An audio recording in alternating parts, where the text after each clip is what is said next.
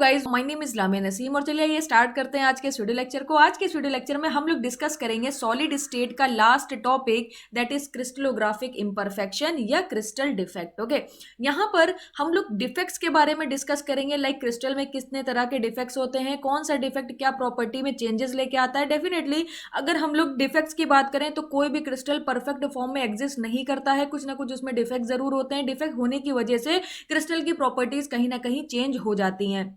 तो यहाँ पर अगर आप डिफेक्ट्स को डिस्कस नहीं करोगे, डिफेक्ट्स के बारे में नहीं समझोगे, तो आपको क्रिस्टल स्ट्रक्चर की प्रॉपर्टी के बारे में नहीं पता चलेगा। दूसरी चीज, कई बार ऐसा होता है क्रिस्टल में हम लोग जानबूझ के डिफेक्ट्स क्रिएट करते हैं। क्यों डिफेक्ट्स क्रिएट करते हैं? ताकि हम लोग क्रिस्टल की प्रॉपर्टी को चेंज कर सकते हैं अपनी रिक्वायरमेंट के अकॉर्डिंग, और कई बार उसमें ऑटोमेटिक पहले से ही डिफेक्ट होता है, हम अदर प्रोसेसेस करके उसके डिफेक्ट्स को रिड्यूस करने की कोशिश करते हैं। तो चलिए स्टार्ट करते हैं। एक बार मैं जब आपको धीमे धीमे बताना स्टार्ट करूंगी सारे ही डिफेक्ट्स के बारे में, तो आपका पूरा ओवरऑल कॉन्सेप्ट क्लियर हो जाएगा।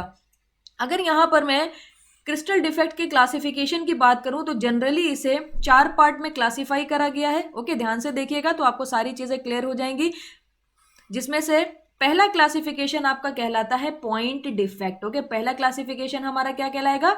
Point defect. पॉइंट डिफेक्ट को हम लोग जीरो डायमेंशनल डिफेक्ट भी बोलते हैं। ओके, पॉइंट डिफेक्ट को हम लोग जीरो डायमेंशनल डिफेक्ट भी बोलते हैं। दूसरा हमारा होता है लाइन डिफेक्ट। ओके, दूसरा हमारा क्या होगा? Line defect. लाइन डिफेक्ट को हम लोग वन डायमेंशनल डिफेक्ट भी बोलते हैं। ठीक है, नेक्स्ट हमारा क्या होगा? नेक्स्ट आप प्रेडिक्ट कर सकते हो, सरफेस डिफेक्ट होगा।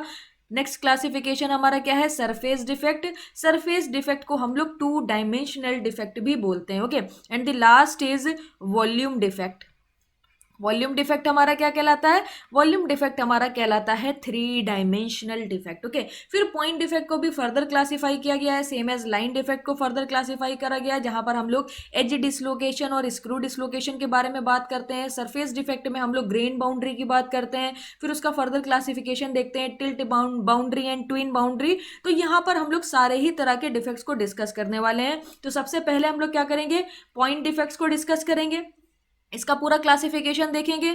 फिर हम लोग लाइन डिफेक्ट पर शिफ्ट हो जाएंगे, इसका पूरा क्लासिफिकेशन देखेंगे। Then we will go for surface defect and last is the volume defect, जहां पर आपके वॉइड्स क्रिएट हो जाते हैं। ओके, क्रिस्टल स्ट्रक्चर में अगर वॉइड्स क्रिएट हो जाते हैं, that type of defect is called as volume defect. तो चलिए स्टार्ट करते हैं पॉइंट डिफेक्ट से। यहाँ पर देखिएगा, सबसे पहले मैं आपको बता देती हूँ कि पॉइंट डिफेक्ट क्या होता है। देखिए, क्रिस्टल स्ट्रक्चर में अगर कोई एटम आपका मिस हो गया है या मिसप्लेस हो गया है, ओके, कोई एटम आपका क्या होगा? या तो मिस हो जाएगा या तो मिसप्लेस हो जाएगा।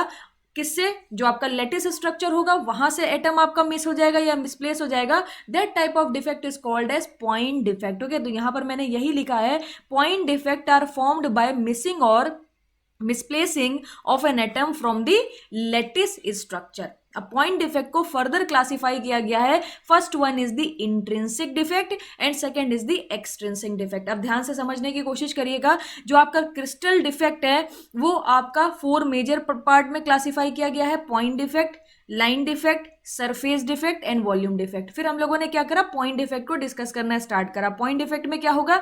या तो कोई एटम मिस हो जाएगा या तो कोई एटम आपका मिसप्लेस हो जाएगा। ओके, अब पॉइंट डिफेक्ट को फर्दर क्लासिफाई किया गया 2 पार्ट में। First one is the intrinsic defect and second is the extrinsic defect. तो इंट्रिंसिक डिफेक्ट को सबसे पहले डिस्कस करते हैं। इंट्रिंसिक डिफेक्ट में जो फर्स्ट क्लासिफिकेशन है that is called as vacancy defect. Okay, vacancy defect आपका कब क्रिएट होगा? यहां पर देखिएगा, अगर हम लोग इस तरीके से क्रिस्टल स्ट्रक्चर को ड्रॉ करें, ओके, यहां पर तो ये आपका क्या हो गया? लेटिस स्ट्रक्चर हो गया। इस तरीके से एटम्स आपके यहां पर अरेंज होंगे। तो वैकेंसी डिफेक्ट आपका कब क्रिएट होता है? जब यहां पर क्या होगा? बीच में कहीं पर भी कोई एटम आपका क्या हो जाए? मिस हो जाए। तो कोई एक एटम मिस होने की वजह से होगा क्या? वैकेंसी क्रिएट हो जाएगी। That type of defect is called as vacancy defect. जैसे कि यहां पर अगर आप ऑब्जर्व करोगे तो एक एटम यहां पर क्या है? मिस है। ठीक है, तो यहां पर हम लोग लिख सकते हैं ये क्या है? ये आपका मिसिंग एटम है। यहां पर मिसिंग एटम का मतलब क्या है? मिसिंग एटम का मतलब है यहाँ पर वैकेंसी क्रिएट हो गई है। वैकेंसी का मतलब क्या होता है? खाली जगह। ओके, तो यहाँ पर वैकेंसी क्रिएट हो गई है। That type of defect is called as vacancy defect. बहुत सिंपल है, पॉइंट डिफेक्ट की क्लासिफिकेशन आप सिंपली समझ सकते हो। अब यहाँ पर एक चीज और देखिएगा, अगर यहाँ से एक एटम मिस है, इसका मतलब नंबर ऑफ बॉन्ड्स भी रिड्यूस हो गए होंगे, क्योंकि अगर यहाँ पर ये एटम होता तो अपने सराउंडिंग में जो इसके पास एटम है उसके साथ ये बॉन्ड्स बनाता। तो अगर मैं बात करूं परफेक्ट क्रिस्टलाइन मटेरियल की, तो परफेक्ट क्रिस्टलाइन मटेरियल के कंपैरिजन में वैकेंसी डिफेक्ट वाले क्रिस्टलाइन मटेरियल में जो नंबर ऑफ बॉन्ड्स होंगे वो लेस होंगे as comparison to perfectly crystalline material. अच्छा, नंबर ऑफ बॉन्ड्स अगर रिड्यूस हो जाएंगे तो क्या हो जाता है, मटेरियल की जो स्ट्रेंथ है वो आपकी क्या हो जाती है, रिड्यूस हो जाती है। तो यहां पर मैंने यही कुछ लाइंस को मेंशन करा है, ध्यान से देखिएगा।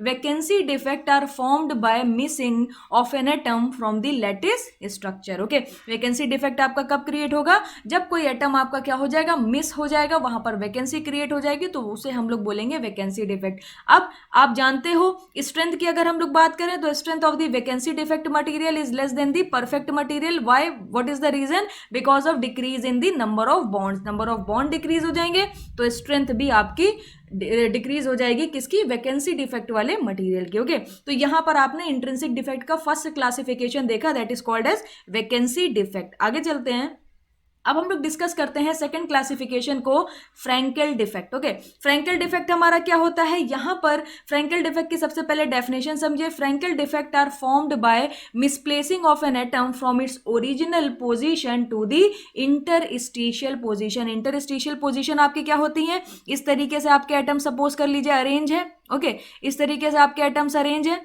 एक दूसरी लेयर भी हम लोग यहां पर बना देते हैं, ये आपका दूसरी लेयर हो गई। तो आप यहाँ पर ऑब्जर्व कर सकते हो कुछ वॉइड्स यहाँ पर रह जाते हैं, कुछ खाली जगह रह जाती है। This space is called as interstitial space. Okay, इसको हम लोग क्या बोलते हैं, इसको हम लोग इंटरस्टिशियल स्पेस बोलते हैं। तो यहाँ से आपको एक बात क्लियर हो गई होगी, फ्रैंकेल डिफेक्ट में क्या होगा, जो आपका यहाँ पर एटम होगा, ओके, जो यहाँ पर आपका एटम होगा वो यहाँ से मिस होके कहाँ चला जाएगा, यहाँ से अपनी पोजीशन को चेंज करके चला जाएगा इंटरस्टिशियल पोजीशन में। तो यहाँ पर क्या हो रही है, मिसप्लेसिंग हो रही है। वैकेंसी डिफेक्ट में क्या था, मिसिंग था एटम, यहां पर क्या होगा, मिस नहीं होगा, मिसप्लेस हो जाएगा। कैसे होगा, एक छोटे से एग्जांपल से समझ सकते हो आप। जैसे कि यहां पर मैं एग्जांपल ले लेती हूं NaCl। Okay, ionic crystal structure मैंने कंसीडर करा है, तो डेफिनेटली Na का एटॉमिक नंबर कम होता है as comparison to chlorine. Na का 11 होता है, क्लोरीन का 17 होता है। तो यहां पर अगर मैं Na की बात करूं, इसको आप ब्रेक करते हो तो Na आपका पॉजिटिव में ब्रेक होता है और Cl आपका नेगेटिव में ब्रेक होता है, करेक्ट है। अब यहां पर आप जानते हो Na का एटॉमिक नंबर ज्यादा कम है एज कंपैरिजन टू क्लोरीन, तो Na का एटम आपका छोटा होगा as comparison to chlorine. Okay, तो यहां पर इसका आप अगर लेटिस स्ट्रक्चर ड्रॉ करोगे तो ये कुछ इस तरीके से आपको दिखेगा। ओके, Na यहां पर छोटा होगा और Cl आपका क्या होगा, बड़ा होगा, और इस तरीके से इसका आपको अरेंजमेंट देखने को मिलेगा। आगे यहां पर भी बना देते हैं। अच्छा, आयनिक स्ट्रक्चर में होता क्या है, यहां पर ये वाली प्रॉब्लम होती क्यों है, क्योंकि आयनिक क्रिस्टल स्ट्रक्चर को अगर आप ऑब्जर्व करोगे तो यहां पर इंटरस्टिशियल स्पेस जो है वो काफी ज्यादा होता है, जिसकी वजह से आपका होगा क्या, एक मिनट में पूरा बना दूं फिर आपको क्लियरली समझाऊं what is Frenkel defect. Okay, Frenkel defect actually में क्या होता है वो आपको पूरा क्लियरली यहां पर समझ आ जाएगा। तो होता क्या है, प्रॉब्लम क्या होती है, आयनिक क्रिस्टल स्ट्रक्चर में एक्स्ट्रा इंटरस्टिशियल यहां पर आपका पोजीशन पे होगा क्या, एक एटम आपका यहां से अपनी ओरिजिनल पोजीशन से हट जाएगा, यहां से हट के क्या होता है, ये पोजीशन छोड़ के मिसप्लेस हो जाता है और कहां पर चला जाता है, ये एटम आपका चला जाएगा इंटरस्टिशियल स्पेस पर। ओके, तो यहां पर आप इजिली ऑब्जर्व कर सकते हो एटम मिस नहीं है बट मिसप्लेस हो गया है। और आयनिक क्रिस्टल स्ट्रक्चर में ये ज्यादातर देखने को क्यों मिलता है, what is the reason, the reason एक आयनिक क्रिस्टल स्ट्रक्चर में जो इंटरस्टिशियल पोजीशन होती है, जो स्पेस होता है वो थोड़ा ज्यादा होता है, इस वजह से जो एटम है अपनी ओरिजिनल पोजीशन को छोड़ के इंटरस्टिशियल पोजीशन पर चला जाता है, जिसकी वजह से मिसप्लेसिंग हो जाती है। ओके, यहां पर फ्रैंकल डिफेक्ट अगर किसी क्रिस्टलाइन मटेरियल में है तो हो सकता है फ्रैंकल डिफेक्ट होने की वजह से उसकी स्ट्रेंथ चेंज ना हो, या हो सकता है स्ट्रेंथ चेंज हो जाए, बट डेफिनेटली 200% प्रॉपर्टी जरूर चेंज हो जाएगी, क्योंकि यहाँ पर क्रिस्टल स्ट्रक्चर में थोड़े से आपको चेंजेस देखने को मिल जाएंगे। ओके, तो यहाँ पर मैं नेक्स्ट लाइन आपकी कंप्लीट करती हूँ। The Frenkel defect are mostly observe in ionic crystal due to more interstitial space between cation and the anion. Okay, मैंने आपको यही चीज क्लियर करी कि फ्रैंकल डिफेक्ट जो है वो मोस्टली आपको आयनिक क्रिस्टल स्ट्रक्चर में ही ऑब्जर्व होगा। व्हाट इज द रीजन, क्योंकि यहाँ पर जो आपका इंटरस्टिशियल स्पेस है वो थोड़ा ज्यादा होता है। नेक्स्ट लाइन भी मैंने आपको क्लियर करा दी, the strength of this defect, यहाँ पर ये लिखा है, ये दिस लिखा है, the strength of this defective material may not be change but the other properties like colour हो गया, कंडक्टिविटी हो गई, लीनियर डेंसिटी हो गई, दैट विल चेंज। ओके, वो आपकी चेंज हो जाएगी।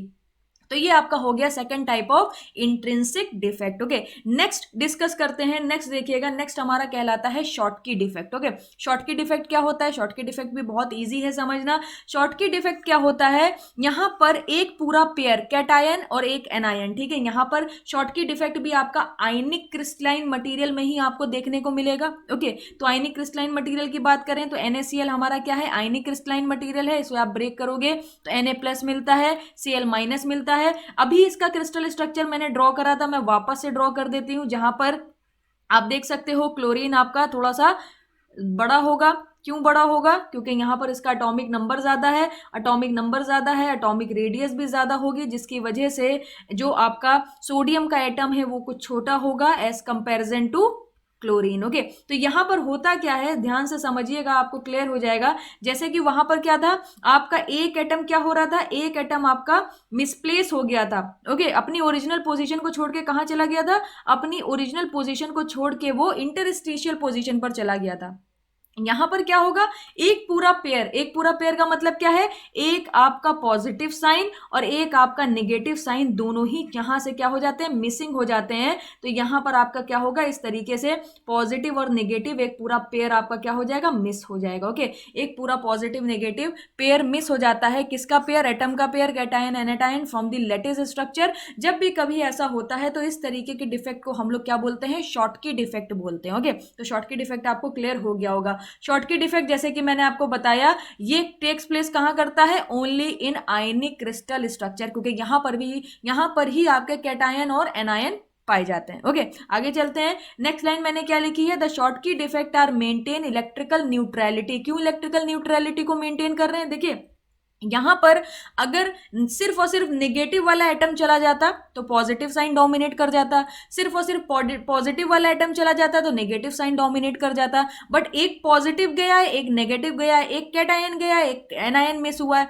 तो कैटायन और एनायन के पेयर को साथ में मिस होने की वजह से यहां पर इलेक्ट्रिकल न्यूट्रलिटी बनी रहती है। तो इसीलिए मैंने यहां पर यह पॉइंट लिखा है, the Schottky defect maintains electrical neutrality not present in the vacancy defect. Okay, यहां पर देखिएगा जरा, the strength of the Schottky defect is less than the perfect crystalline material. Definitely यहां पर क्या है? नंबर ऑफ एटम्स आपके कम हो गए हैं। नंबर ऑफ एटम्स कम होने की वजह से नंबर ऑफ बॉन्ड्स भी रिड्यूस हो जाएंगे, और जैसे ही आपके नंबर ऑफ बॉन्ड्स रिड्यूस होंगे तो आपकी स्ट्रेंथ भी रिड्यूस हो जाएगी। ओके, इसी वजह से यहां पर मैंने थर्ड पॉइंट को मेंशन करा है कि शॉर्टकी डिफेक्ट में जो स्ट्रेंथ है वो आपकी क्या हो जाती है? लेस होती है, रिड्यूस हो जाती है as comparison to perfectly crystalline material. Okay, तो पॉइंट डिफेक्ट को हमने दो पार्ट में ब्रेक करा था, intrinsic defect and extrinsic defect. Intrinsic defect को फर्दर क्लासीफाई किया किसमें?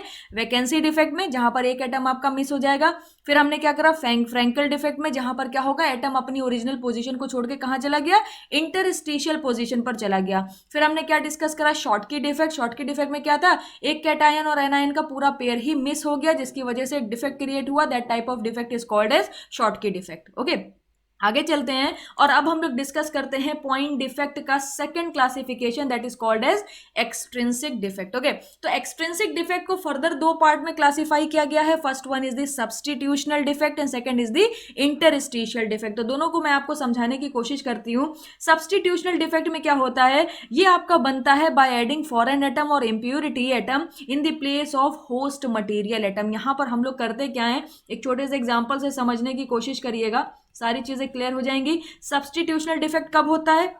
यहां पर मैं क्या करती हूं, आयरन का लेटिस स्ट्रक्चर ड्रॉ करती हूँ। सपोज कर लीजिए ये आपके व्हाइट कलर से जो मैं बना रही हूँ, ये आपके क्या है? आयरन्स के एटम है, इस तरीके से अरेंज है, ठीक है। तो दो यहां पर मैं और बना देती हूँ।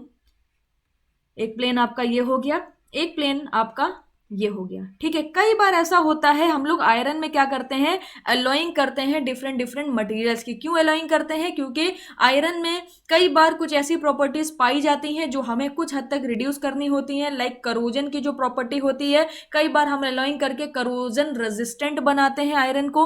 ओके, तो यहां पर आप देख सकते हो, ये आपका क्या है? ये आपका आयरन है। अब यहां पर अगर आप क्रोमियम की अलोइंग कर दोगे, ओके, अगर आप यहां पर क्रोमियम की अलोइंग करोगे तो आयरन और क्रोमियम का जो एटॉमिक रेडियस होता है वो ऑलमोस्ट सेम होता है, यानी दोनों सेम साइज के होते हैं। तो यहां पर होता क्या है? क्रोमियम एटम जो है वो जो होस्ट मटेरियल है लाइक आयरन जो है उसी के ही प्लेस को इस तरीके से ऑक्यूपाई कर लेता है। तो हमने क्या करा, एक फॉरेन एटम लेके आए और आयरन का जो हमारा लेटिस स्ट्रक्चर था उसमें वो फॉरेन एटम जाके बैठ गया। अब इसे फॉरेन एटम भी बोल सकते हो और आप इंप्योरिटी एटम भी बोल सकते हो। अब आप यहाँ पर ऑब्जर्व करिए, यहाँ पर हम लोग खुद से डिफेक्ट क्रिएट कर रहे हैं। क्यों? क्योंकि हम आयरन को क्या बनाना चाहते हैं, आयरन को हम लोग करोजन रेजिस्टेंट बनाना चाहते हैं। कई बार हमारी रिक्वायरमेंट होती है कि ये करोजन रेजिस्टेंट हो जाए, तो हम लोग क्रोमियम की एलॉइंग कर देते हैं।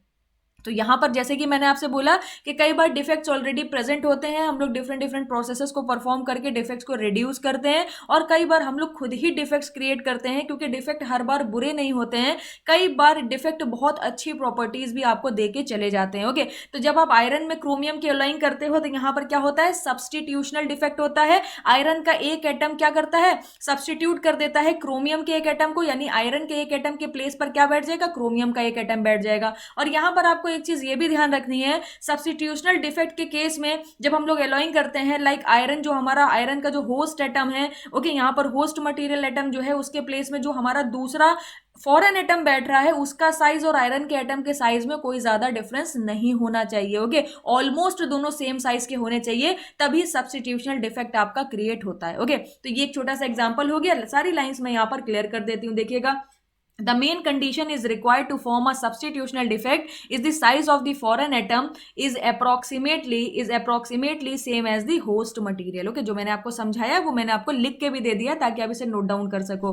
फिर क्या है, the strength of the substitutional defect material may not be changed but other properties are changed. Okay, हो सकता है, देखिए यहाँ पर होगा क्या, एटम सब्सटीट्यूट हो जाएंगे तो नंबर ऑफ बॉन्ड्स में कोई खासा आपका चेंज मिलेगा नहीं। तो हो सकता है कि स्ट्रेंथ सब्सटीट्यूशनल डिफेक्ट मटेरियल की चेंज ना हो, बट जैसे कि मैंने आपको बताया कि अदर प्रॉपर्टीज चेंज हो जाएंगी। जैसे कि आयरन में जब आप क्रोमियम को मिलाते हो तो वो करोजन रेजिस्टेंट बन जाता है, इट मींस आपका क्या हो गया, प्रॉपर्टीज चेंज हो गई। ओके, तो एक्सट्रिंसिक डिफेक्ट का जो फर्स्ट क्लासिफिकेशन था दैट इज सब्स्टिट्यूशनल डिफेक्ट, जो आपका कंप्लीट हो गया। अब सेकंड क्लासिफिकेशन हम लोग डिस्कस करते हैं, और ये लास्ट क्लासिफिकेशन है एक्सट्रिंसिक डिफेक्ट का, that is interstitial defect. Okay, interstitial defect क्या होता है, बहुत आसान है। यहाँ पर एक छोटे से एग्जाम्पल से इंटरस्टिशियल डिफेक्ट को भी समझने की कोशिश करते हैं। कई बार ऐसा होता है, हम लोग क्या करते हैं, आयरन में कार्बन की एलॉइंग करते हैं। ओके, आयरन में कार्बन मिक्स करते हैं। क्यों हमें आयरन में कार्बन मिक्स करना होता है, ताकि हम स्टील को बना सकें। ठीक है, आयरन में जब आप कार्बन को मिक्स करते हो तभी तो स्टील बनता है ना। और एक चीज अगर आप देखोगे आयरन और कार्बन के साइज को, तो आयरन का साइज बहुत ज्यादा होता है, लाइक आयरन के एटम का साइज बहुत ज्यादा होता है as comparison to carbon atom. तो होता क्या है, जब आप आयरन में कार्बन की एलॉइंग करते हो, ध्यान से सुनिए मेरी बात को, जब आप आयरन में कार्बन की एलॉइंग करते हो तो कार्बन क्या करता है, ये जो इंटरस्टिशियल स्पेस है इसमें जाके बैठ जाता है। ये जो इंटरस्टिशियल पोजीशन आपको दिख रही है, अलाइन करने के बाद यहां पर क्या होगा,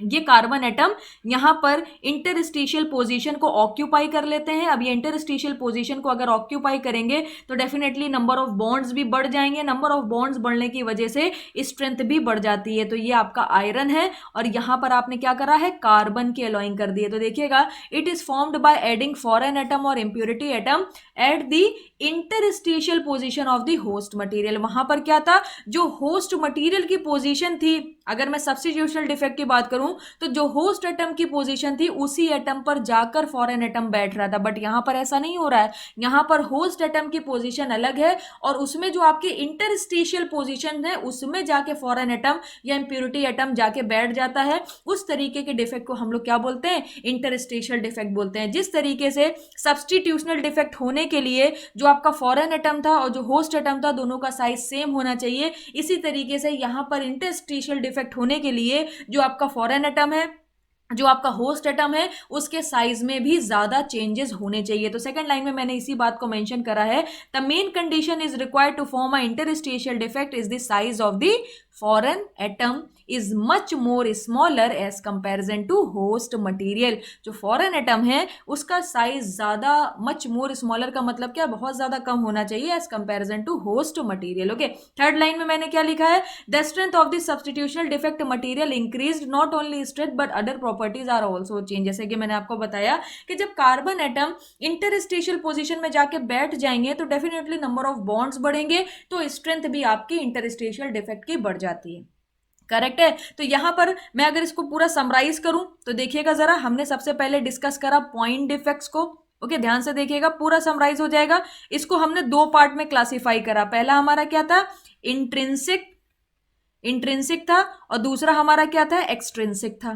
ठीक है, इंट्रिंसिक और एक्सट्रिंसिक। अब इसमें हमने क्या पढ़ा, first classification vacancy defect, second हमारा क्या पढ़ा, फ्रैंकेल डिफेक्ट, और थर्ड हमारा क्या था, शॉर्टकी डिफेक्ट। शॉर्टकी डिफेक्ट की एक बार स्पेलिंग देख लेते हैं, SCHOTTSCHOTTKY, Schottky defect. Okay, extrinsic में हमारा क्या था, सब्स्टिट्यूशनल सब्स्टिट्यूशनल, और नेक्स्ट हमारा क्या है, interstitial. Okay, substitutional defect, interstitial defect. Vacancy में क्या था, जब कोई भी एक एटम आपका क्या होगा, वहां से मिस हो जाएगा, मिसिंग एटम होगा, वैकेंसी क्रिएट होगी, that type of defect is called as vacancy defect. Atom miss होगा, नंबर ऑफ बॉन्ड्स रिड्यूस होंगे, नंबर ऑफ बॉन्ड रिड्यूस होंगे तो स्ट्रेंथ भी आपकी रिड्यूस हो जाएगी as comparison to perfectly crystalline material. Okay, vacancy complete हो गया। फ्रैंकल में हमने क्या पढ़ा, यहां पर एटम मिस नहीं होता है, मिसप्लेस हो जाता है। एक एटम जाके अपनी इनिशियल पोजीशन जो उसकी होती है उसको छोड़ के कहां चला जाता है, इंटरस्टिशियल पोजीशन पर चला जाता है। फ्रैंकल डिफेक्ट आपको कौन से मटेरियल में देखने को मिलेगा, आयनिक मटेरियल में देखने को मिलेगा। क्यों आयनिक मटेरियल में देखने को मिलेगा, क्योंकि आयनिक क्रिस्टलाइन मटेरियल जो होते हैं उसमें आपका जो इंटरस्टिशियल स्पेस होता है वो ज्यादा होता है, इस वजह से यहां पर फ्रैंकल डिफेक्ट देखने को मिलता है। शॉर्टकी डिफेक्ट क्या था, ये भी आयनिक मटेरियल में देखने को मिलता है, और यहां पर एक कैटायन और एक एनायन दोनों ही पेयर में एक साथ क्या हो जाते हैं, मिसिंग हो जाते हैं। मिसिंग होंगे, नंबर ऑफ बॉन्ड्स रिड्यूस होंगे, और स्ट्रेंथ भी हमारी रिड्यूस हो जाएगी। ओके, करेक्ट है। फिर हमने क्या पढ़ा, सब्स्टिट्यूशनल डिफेक्ट। तो यहां पर हम लोग क्या करते हैं, फॉरेन एटम या इंप्यूरिटी को लेके आते हैं और होस्ट एटम के साथ यहां पर क्या करते हैं, मिक्स करते हैं, और जो फॉरेन एटम है वो होस्ट एटम की ही पोजीशन को सब्स्टिट्यूट करता है, ऑक्यूपाई करता है। तो यहां पर स्ट्रेंथ हो सकता है चेंज ना हो, बट अदर प्रॉपर्टीज आपकी चेंज हो जाती हैं। जैसे कि आयरन में जब आप क्रोमियम के एलॉइंग कराते हो तो वहां पर क्या होता है, करोजन रेजिस्टेंट बन जाता है आयरन। ओके, दूसरी चीज क्या थी, सब्स्टिट्यूशनल डिफेक्ट होने के लिए जो आपका फॉरेन एटम है और जो आपका होस्ट एटम है दोनों के साइज क्या होने चाहिए, ऑलमोस्ट सेम होने चाहिए। इंटरस्टिशियल डिफेक्ट में क्या था, यहां पर जो फॉरेन एटम या इंप्यूरिटी एटम आप लेके आ रहे हो वो इंटरस्टिशियल पोजीशन को, जो होस्ट एटम की जो इंटरस्टिशियल पोजीशन है उसको ऑक्यूपाई कर रहा है। तो यहां पर इंटरस्टिशियल पोजीशन को ऑक्यूपाई करने के लिए जो आपका होस्ट एटम है और जो आपका फॉरेन एटम है दोनों के साइज में बहुत ज्यादा अंतर होना चाहिए। लाइक जो आपका फॉरेन एटम है उसका साइज मच मच स्मॉलर होना चाहिए as comparison to host atom. Okay, अब आपका हुआ क्या, इंटरस्टिशियल पोजीशन पे कार्बन जाके बैठ गया, जिससे नंबर ऑफ बॉन्ड्स बढ़ गए, स्ट्रेंथ भी बढ़ गई और प्रॉपर्टीज भी आपकी चेंज हो गई। ओके, तो आई होप आपको पॉइंट डिफेक्ट में पूरी क्लैरिटी मिली होगी। अब हम लोग आगे चलते हैं और डिस्कस करते हैं लाइन डिफेक्ट के बारे में। तो हमारा सेकंड क्लासिफिकेशन लाइन डिफेक्ट को दो पार्ट में बेसिकली डिवाइड करा गया है, जिसमें हमारा फर्स्ट वन कहलाता है एज डिसलोकेशन। ओके, मैं दोनों के नाम लिख देती हूँ, फिर स्टेप बाय स्टेप एक एक करके दोनों को डिस्कस करते हैं। पहला हमारा क्या कहलाता है, एज डिसलोकेशन। एज डिसलोकेशन क्या होता है, it is a type of defect जिसके बारे में हम डिस्कस करेंगे, सीखेंगे कि एज डिसलोकेशन होता कैसे है। ठीक है, अब ये लाइन के अलोंग होगा, एज के अलोंग होगा, इसी वजह से इसको एज डिसलोकेशन बोल रहे हैं। सेकंड हमारा जो क्लासिफिकेशन है that is called as screw dislocation. Okay, screw dislocation, तो दोनों को डिस्कस करेंगे। सबसे पहले हम लोग चलते हैं और डिस्कस करते हैं एज डिसलोकेशन के बारे में। तो एज डिसलोकेशन में मैंने जितने भी स्टेटमेंट्स लिखे हैं ये आपको तभी समझ आएंगे जब आप एक बार एज डिसलोकेशन को समझ लोगे। तो देखिएगा जरा, यहां पर मैं क्या करती हूं, प्लेन्स को ड्रॉ करती हूं इस तरीके से। ये प्लेन्स कौन से हैं, इस प्लेन पर क्या होगा, एटम्स आपके अरेंज होंगे। ओके, तो यहां पर मैंने ये क्रिस्टलाइन प्लेन को ड्रॉ कर दिया। इसी तरीके से number of planes, so many number of planes होंगे, अभी मैं समझाती हूँ। ये मैंने यहाँ पर वर्टिकल प्लेन्स को कंसिडर करा है। ओके, तो कितने हो गए, 1 2 3 4 5 6 7, कुछ और प्लेन्स भी कंसिडर कर लेते हैं, 8 9, इस तरीके से आपके लगातार प्लेन्स लगे होंगे। ये प्लेन्स होंगे क्या, इस तरीके से आपके वर्टिकल प्लेन्स होंगे, आप देख सकते हो। ओके, अगर आप बैक साइड पर देखोगे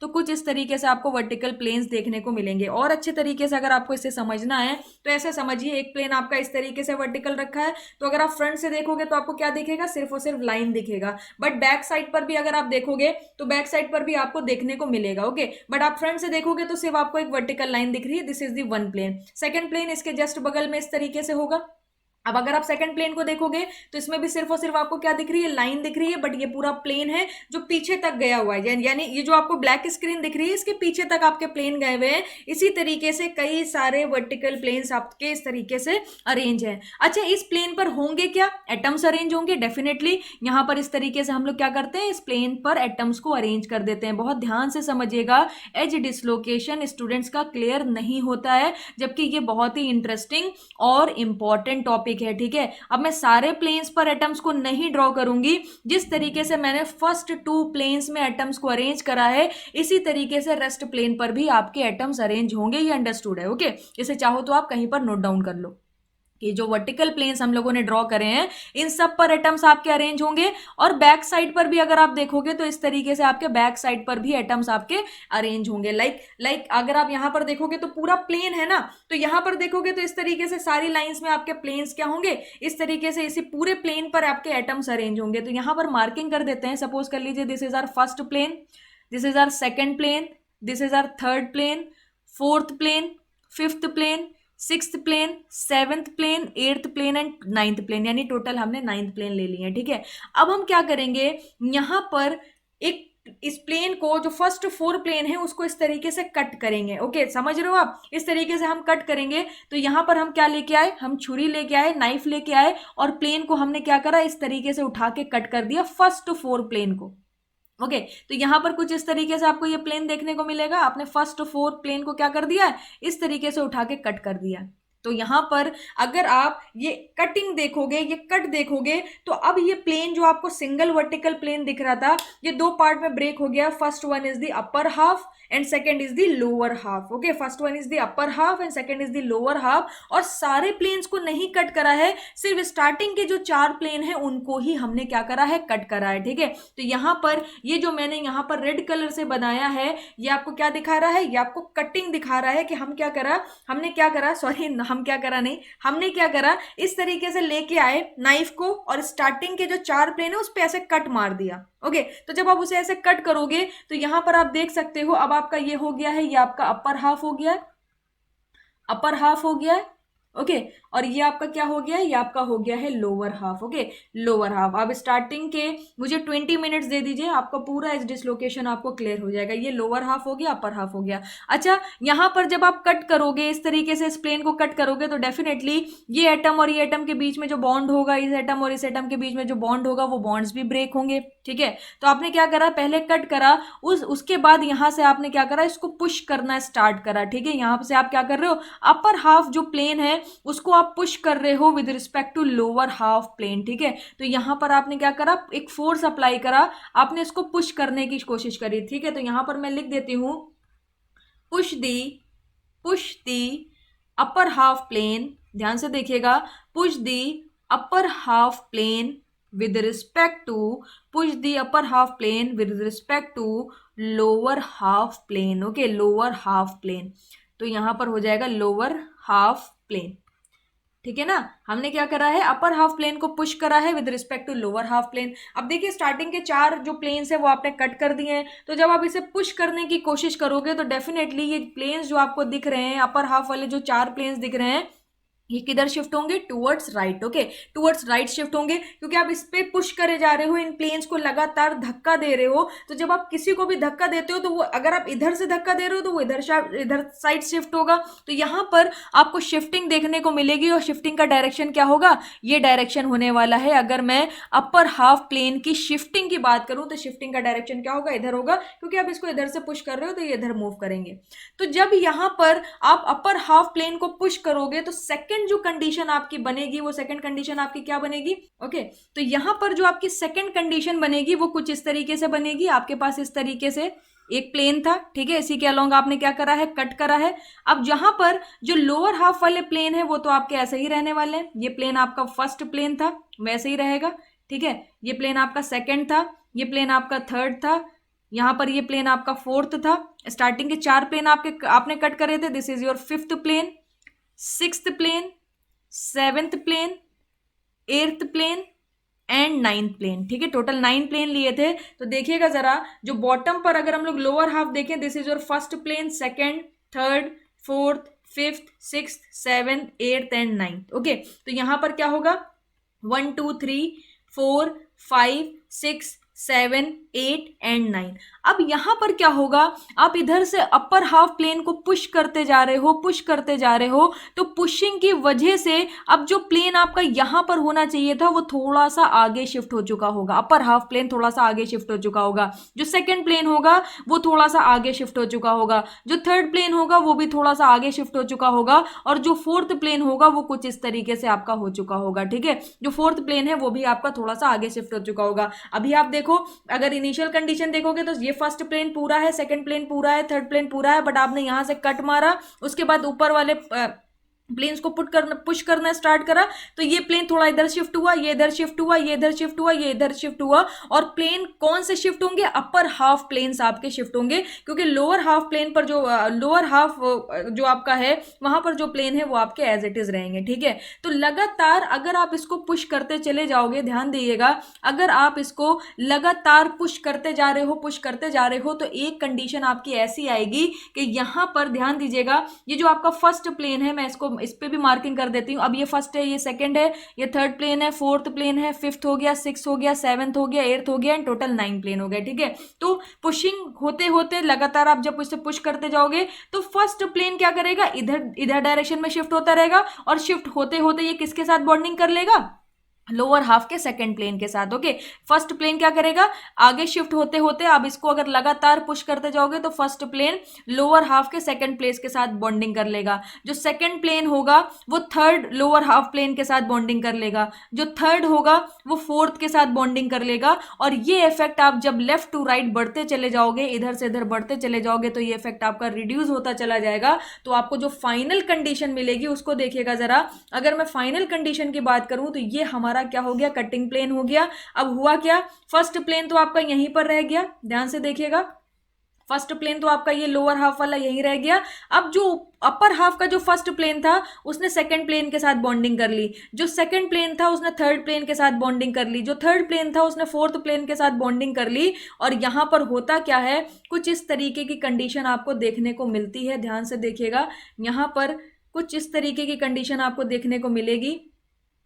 ओके, यहां पर जो आपको डिफेक्ट मिलता है वो कुछ इस तरीके से देखने को मिलता है। ये थर्ड ने क्या करा, फोर्थ लोअर हाफ वाले प्लेन के साथ बॉन्डिंग कर ली, और जो फोर्थ प्लेन होता है वो आपका इस तरीके से अकेला रह जाता है, और जो फिफ्थ प्लेन होगा वो आपका कुछ इस तरीके से बॉन्डिंग कर लेता है। ओके, वो आपका कुछ इस तरीके से डिफ्लेक्ट होगा, तो यहां पर आपका फिफ्थ प्लेन आ गया।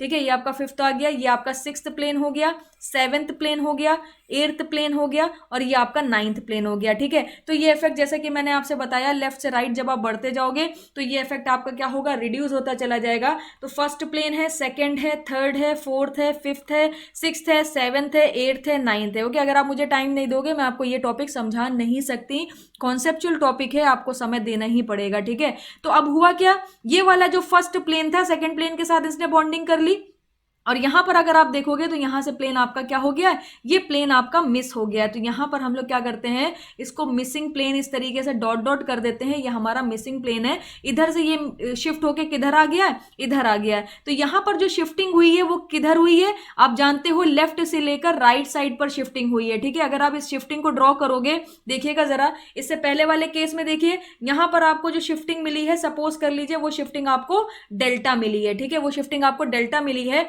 बट अब वो शिफ्टिंग बढ़ते बढ़ते क्या हो गई है, ए हो गई है। तो यहां पर ये जो ए है इसका आपको डायरेक्शन भी पता है। ओके, इसका आपको डायरेक्शन भी पता है, डायरेक्शन क्या है, लेफ्ट से लेकर राइट साइड। ठीक है, यहां पर एरो इस डायरेक्शन में मिल रहा है ना, तो डायरेक्शन भी पता है, और इसका आपको मैग्नीट्यूड भी पता है। ठीक है, इस वजह से इसे हम लोग क्या बोलते हैं, इसे हम लोग वेक्टर क्वांटिटी बोलते हैं, क्योंकि ये जो एरो है अगर आप इसको इस तरीके से देखोगे तो यहां से आपको क्या मिल जाएगा, मैग्नीट्यूड भी मिल जाएगा। तो जिसके पास मैग्नीट्यूड और डायरेक्शन दोनों ही चीजें होती हैं वो कौन सी क्वांटिटी होती है, वेक्टर क्वांटिटी होती है। यहीं से आपको बर्जर वेक्टर समझ आएगा। बट अभी आप यहां पर देखिए फर्स्ट प्लेन ने क्या करा, लोअर हाफ के सेकंड प्लेन के साथ बॉन्डिंग कर ली, सेकंड प्लेन ने थर्ड के साथ कर ली, थर्ड ने फोर्थ के साथ कर ली, और यहाँ पर फोर्थ प्लेन अकेला रह गया। ये फिफ्थ हो गया, सिक्स्थ हो गया, सेवंथ हो गया, एट्थ हो गया और 9 हो गया। ठीक है, और सब पर आपके क्या होंगे, इस तरीके से एटम्स अरेंज होंगे। तो ध्यान रखिएगा मैंने प्लेन्स पर एटम्स अरेंज नहीं करे हैं, आप चाहो तो सारे ही वर्टिकल प्लेन्स पर एटम्स आप इस तरीके से अरेंज कर लेना। तो यहां पर अगर आप डिफेक्ट देखोगे तो डिफेक्ट कहां पर क्रिएट हुआ है, अगर आप डिफेक्ट को ऑब्जर्व करोगे तो डिफेक्ट बेसिकली आपका यहां पर क्रिएट हो गया है। इतने पार्ट में आप देख सकते हो आपको डिफ्लेक्शन देखने को मिला है। ठीक है, डिफ्लेक्शन देखने को मिला है, और ये जो डिफ्लेक्शन होगा जैसे कि मैंने आपको बताया, ये आपको सिर्फ लाइन दिख रही है, इस पॉइंट पर जो आपको डिफ्लेक्शन दिख रहा है वो पीछे पूरी लाइन पर होगा। लाइक अगर आप इस प्लेन को इस तरीके से ड्रॉ करोगे, ध्यान से देखिएगा, इस प्लेन को अगर आप इस तरीके से ड्रॉ करोगे तो ये आपको पीछे पूरा एज के अलोंग डिसलोकेशन मिलने वाला है, क्योंकि ये आपके प्लेन्स है ना इस तरीके से। अगर आप ब्लैक स्क्रीन देख रहे हो तो ब्लैक स्क्रीन के पीछे साइड पर ये प्लेन की कुछ विड्थ होगी इस तरीके से। तो यहां पर जो आपको डिफेक्ट मिलता है, this type of defect is called as edge defect, या हम लोग इसे बोल सकते हैं एज डिसलोकेशन। तो आपको जो एज डिसलोकेशन मिल रही है वो किसके अलोंग मिल रही है, वो आपको यहां पर इस एज के अलोंग मिल रही है, क्योंकि आप देख सकते हो यहीं पर ही एटम्स का जो अरेंजमेंट है वो थोड़ा सा क्या हुआ है, गड़बड़ा गया है। तो इसी एज के अलोंग आपको क्या मिलेगा, इसी एज के अलोंग आपको मिलता है defect. So this defect is called as edge dislocation. अब समझ आ रहा होगा आपको कि इसे हम लोग एज डिसलोकेशन क्यों बोलते हैं। ठीक है, इसे हम लोग एज डिसलोकेशन क्यों बोलते हैं, क्योंकि ये हमारा एज के अलोंग मिलता है, ये डिफेक्ट हमारा क्या मिलता है, एज के अलोंग मिलता है। अब अच्छा, अब एक चीज और ऑब्जर्व करो, एक चीज और ऑब्जर्व करो, जो स्लिपिंग हुई है यहाँ पर, प्लेन स्लिप हुए हैं ना, प्लेन क्यों स्लिप हुए हैं, क्योंकि यहाँ पर आपने प्लेन्स को पुश करना स्टार्ट करा था। तो अगर आप किसी भी चीज को पुश करोगे तो वो स्लिप होगा, ओके वो स्लिप होगा। तो ये जो एज डिसलोकेशन लाइन आपको दिख रही है यहां पर, इससे पहले आपको स्लिपिंग देखने को मिली है, क्योंकि इसके बाद के जो प्लेन्स है वो आपने कट नहीं करे थे, तो यहां पर कोई भी स्लिपिंग आपकी नहीं हुई है। तो एक चीज आप ये बोल सकते हो यहां पर कि यहां पर आपकी क्या है, ये आपका स्लिप रीजन है, ये आपका क्या है, ये आपका स्लिप रीजन है। ओके क्योंकि यहां पर क्या हुआ है, स्लिप हुआ है। कैसे स्लिपिंग हुई है, ये प्लेन्स आपके लगातार क्या हुए हैं, राइट लेफ्ट से राइट डायरेक्शन में शिफ्ट हुए हैं। पहले यहां पहुंचे, यहां पहुंचे, यहां पहुंचे, फिर शिफ्ट होते होते फर्स्ट प्लेन सेकंड से मैच कर गया, सेकंड थर्ड के साथ बॉन्डिंग कर ली, थर्ड ने फोर्थ के साथ बॉन्डिंग कर ली, और ये एक्स्ट्रा हाफ प्लेन यहां पर रह गया। ओके तो यहां पर स्लिपिंग हुई है, तो ये वाला जो पार्ट होगा यहां पर आपका स्लिपिंग रीजन मिलेगा, लाइक स्लिप रीजन मिलेगा। और एज डिसलोकेशन, यहां पर ये जो आपको एज मिला है, इस एज के अगर आप इस साइड पर देखोगे तो ये आपका कौन सा रीजन होगा, ये आपका कहलाएगा नो स्लिप रीजन। ये आपका क्या कहलाएगा, ये आपका कहलाएगा नो स्लिप रीजन। ठीक है, तो यहां पर हम लोग ऐसे बोल सकते हैं कि edge dislocation line it's nothing but it is a boundary between the slip region and the no slip region. Okay यहां पर आप अगर ऑब्जर्व करोगे, अगर मैं यहां पर इसके टॉप व्यू को बनाऊं, ठीक है, टॉप व्यू अगर आप देखोगे तो यहां पर देखिएगा, अब यहां पर लगातार प्लेन्स अरेंज है। ठीक है, तो यहां पर आपने करा क्या है, इस तरीके से कट करा है, ध्यान से देखिएगा, इस तरीके से आपने यहां पर कटिंग करी है। ठीक है ना, तो अगर आप इसको टॉप व्यू देखोगे और इस प्लेन को मैं इस तरीके से एक्सटेंड कर दूं, इस तरीके से, अभी मैं एक्स्ट्रा प्लेन कट नहीं कर रही हूं, सिर्फ और सिर्फ मैंने एक्सटेंड करा है। ध्यान से सुनिएगा, मैंने स्टार्टिंग के 4 प्लेन्स ही कट करे हैं, बट इस पूरे प्लेन को मैंने एक्सटेंड कर दिया है ताकि मैं आपको क्या दिखा सकूं, टॉप व्यू दिखा सकूं। तो जब आप टॉप से देखोगे तो आपको इस तरीके से रेक्टेंगल देखने को मिलेगा। ओके आप देख सकते हो यहां पर मैंने क्या करा, टॉप व्यू बनाया है, लिख देते हैं यहां पर, ये आपका क्या है, टॉप व्यू है। तो जब आप टॉप व्यू देखोगे तो आप देख सकते हो आपको क्या दिखेगा, इस तरीके से एक रेक्टेंगल दिखेगा, फिर आपको इस रेक्टेंगल पर एक ये लाइन दिखेगी, और ये लाइन आपकी क्या होगी, ये एज डिसलोकेशन वाली लाइन। ओके यहां पर मैं इसको मिटा देती हूं ताकि आपको कोई भी कंफ्यूजन ना हो। ठीक है, तो ये जो लाइन आपको दिख रही है यही आपका क्या है, ये एज डिसलोकेशन वाली लाइन है, जो कि आपको इस तरीके से दिखेगी, ये वर्टिकल लाइन होगी। ठीक है, तो ये हमारी क्या है, ये आपकी कहलाती है एज डिसलोकेशन। ठीक है, ये आपकी क्या कहलाती है, एज डिसलोकेशन लाइन कहलाती है। अब अगर आप इधर वाला पोर्शन देखोगे तो ये कौन सा रीजन था, ये आपका इधर वाला पोर्शन था स्लिप रीजन। ओके ये आपका क्या है, स्लिप रीजन है। और इसी लाइन के इस साइड पर अगर आप देखोगे तो ये आपका क्या है, नो स्लिप रीजन है। ओके ये आपका क्या कहलाता है, ये आपका नो स्लिप रीजन कहलाता है, करेक्ट है। और ये जो पूरा प्लेन मैंने यहां पर ड्रॉ करा है, इस प्लेन को हम लोग क्या बोलते हैं, इस प्लेन को हम लोग बोलते हैं slip plane. Okay, Burger vector भी अभी समझ आएगा, पहले आप इसको समझो। तो यहां पर मैं एक स्टेटमेंट लिख सकती हूं, edge dislocation line, edge dislocation line, line is the boundary, okay, ये आपकी क्या है, बाउंड्री है, is the boundary between, okay, between slip region, is the boundary between slip region and no slip region, slip region and no slip region on a slip plane, okay, on a slip plane, correct है। तो ये हमारा कहलाता है overall edge dislocation. It is a defect जो आपका as के along होता है, एज के अलोंग हो रहा है, इसी वजह से हम लोग क्या बोलते हैं, इसे एज डिसलोकेशन बोलते हैं। अब आगे चलते हैं और डिस्कस करते हैं यहां पर इसको, ठीक है। तो ये आपको क्या शो कर रहा है, ये आपको शो कर रहा है, जो आपको एरो दिख रहा है, ये बेसिकली क्या शो कर रहा है, आपको स्लिपिंग को शो कर रहा है कि कितना मैग्नीट्यूड था स्लिपिंग का। अगर मैं बात करूं तो ये प्लेन आपका पहले इनिशियली यहां पर था, ओके, फिर कहां शिफ्ट हो गया, फर्स्ट प्लेन यहां शिफ्ट हो गया। तो आप देख सकते हो, अगर मैं स्लिप का मैग्नीट्यूड पूछूं तो यहां से यहां तक की जो वैल्यू होगी, ध्यान दीजिएगा, यहां से लेकर यहां तक की जो वैल्यू होगी, ये क्या हो जाएगा आपका, ये स्लिप का मैग्नीट्यूड हो जाएगा, और ये आपका क्या हो जाएगा, डायरेक्शन हो जाएगा। तो यहां पर मैं लिख सकती हूं, it is showing the magnitude, ध्यान दीजिएगा, it is showing the magnitude and direction of slip, ठीक है। ये क्या शो कर रहा है, मैग्नीट्यूड और डायरेक्शन को शो कर रहा है स्लिप की। इसी को ही हम लोग बोलते हैं क्या, बर्जर वेक्टर, ओके, इसी को हम लोग क्या बोलते हैं, बर्जर वेक्टर बोलते हैं। तो इसको मैं पहले बाद में आपको समझाती हूं, पहले वो स्टेटमेंट्स कंप्लीट कर लेते हैं जो मैंने पहले से लिख रखे हैं। ध्यान दीजिएगा, यहां पर मैंने क्या लिखा है, it is also called a dislocation, ठीक है, एज डिसलोकेशन को हम लोग डिसलोकेशन भी बोलते हैं। It is a abrupt change in the regular orientation of the atom along the line in a solid. आप देख सकते हो, जो एटम्स का रेगुलर अरेंजमेंट, रेगुलर ऑर्डरिंग होती है, उसमें एब्रप्ट आपको चेंज देखने को मिला, और वो जो चेंज था वो एक एज के अलोंग था, इस वजह से हम लोग इसे एज डिसलोकेशन बोलते हैं। सेकंड लाइन पढ़ते हैं, यहां पर मैंने लिखा है, dislocation occur in high density and strongly influence the property of the material, ठीक है। डिसलोकेशन जो अकर होता है वो हाई डेंसिटी मटेरियल पर होता है, और एज डिसलोकेशन जो है वो मटेरियल की प्रॉपर्टी को हाईली इन्फ्लुएंस करता है, ओके। ये पॉइंट मैंने यहां पर मेंशन करा। नेक्स्ट पॉइंट क्या है, dislocation is characterized by the Berger vector. Dislocation को अगर आपको कैरेक्टराइज करना है तो वो किससे करते हैं, बर्जर वेक्टर से करते हैं। बर्जर वेक्टर के साथ भी करते हैं, और यहां पर एक और वेक्टर एग्जिस्ट करता है, that is called as tangential vector, okay. दोनों वेक्टर के बारे में मैं आपसे बात करूंगी।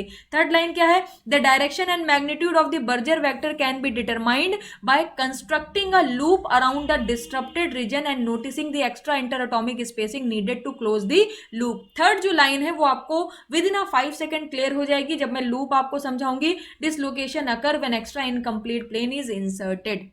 ये जो लाइन है ये आपको एक दूसरा नजरिया देता है एज डिसलोकेशन को समझने का। जैसे कि यहां पर अगर मैं एक छोटे से एग्जांपल से, लाइक जो फोर्थ स्टेटमेंट हमारा है उसके अकॉर्डिंग इसी टॉपिक को समझाने की कोशिश करूं, तो इस तरीके से आपके क्या है, प्लेन्स अरेंज है, ठीक है ना, करेक्ट है, इस तरीके से आपके प्लेन्स अरेंज हैं। अब यहां पर आप देखोगे फाइनल कंडीशन क्या बनी है, आपको ऐसा लग रहा है कि ये जो फोर्थ प्लेन है ये एक्स्ट्रा हाफ प्लेन है जो बीच में इस तरीके से घुसा दिया गया है, ठीक है। तो यहां पर भी क्या करते हैं, एक एक्स्ट्रा हाफ प्लेन बाहर से लेके आते हैं और इसके बीच में डाल देते हैं एक्स्ट्रा हाफ प्लेन, अपर प्लेन।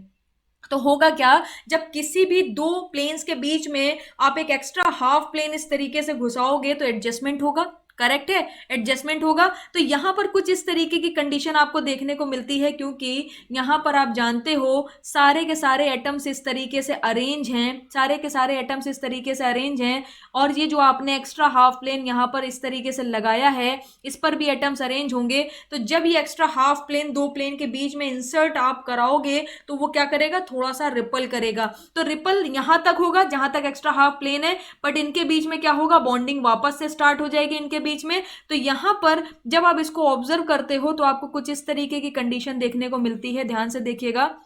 होता क्या है, ये एक्स्ट्रा हाफ प्लेन बीच में घुसने की वजह से यहाँ पर आपका थोड़ा सा एडजस्टमेंट होता है और ये एक्स्ट्रा हाफ प्लेन आपका सिर्फ हाफ तक है, तो जो लोअर हाफ प्लेन है वो वापस से बॉन्डिंग करते हैं, बॉन्डिंग करेंगे, फोर्स ऑफ अट्रैक्शन लगेगा, तो कुछ इस तरीके की कंडीशन आपकी बन जाती है और ये रहा आपका एक्स्ट्रा हाफ प्लेन। तो यहाँ पर अगर आप एटम्स को इस तरीके से ड्रॉ कर दो, यहाँ पर इस प्लेन पर एटम्स को इस तरीके से ड्रॉ कर दो, तो आप देख सकते हो आपको सेम कंडीशन मिली है जो हम लोगों ने पहले ही डिस्कस कर ली है इन अ डिफरेंट वे। ठीक है, तो अगर आप यहां पर देखोगे, ऑब्जर्व करोगे, तो यहां पर एटम्स की जो ऑर्डरिंग है वो डिस्टर्ब हुई है, कहां पर, इतने पार्ट में डिस्टर्ब हुई है, और ये जो पार्ट होगा ये पूरा पीछे तक जाएगा, क्योंकि ये प्लेन आपके कहां तक गए, ये प्लेन आपके पीछे तक गए, ये वर्टिकल प्लेन से। ठीक है, तो इस एज के अलोंग क्या होता है, जो एटम्स की ऑर्डरिंग होती है वो कहीं ना कहीं आपकी उसमें एब्रप्ट चेंज आपको देखने को मिलता है एक लाइन के अलोंग, इसी को हम लोग क्या बोलते हैं, डिसलोकेशन बोलते हैं। तो first, second and fourth line आपकी क्लियर हो गई,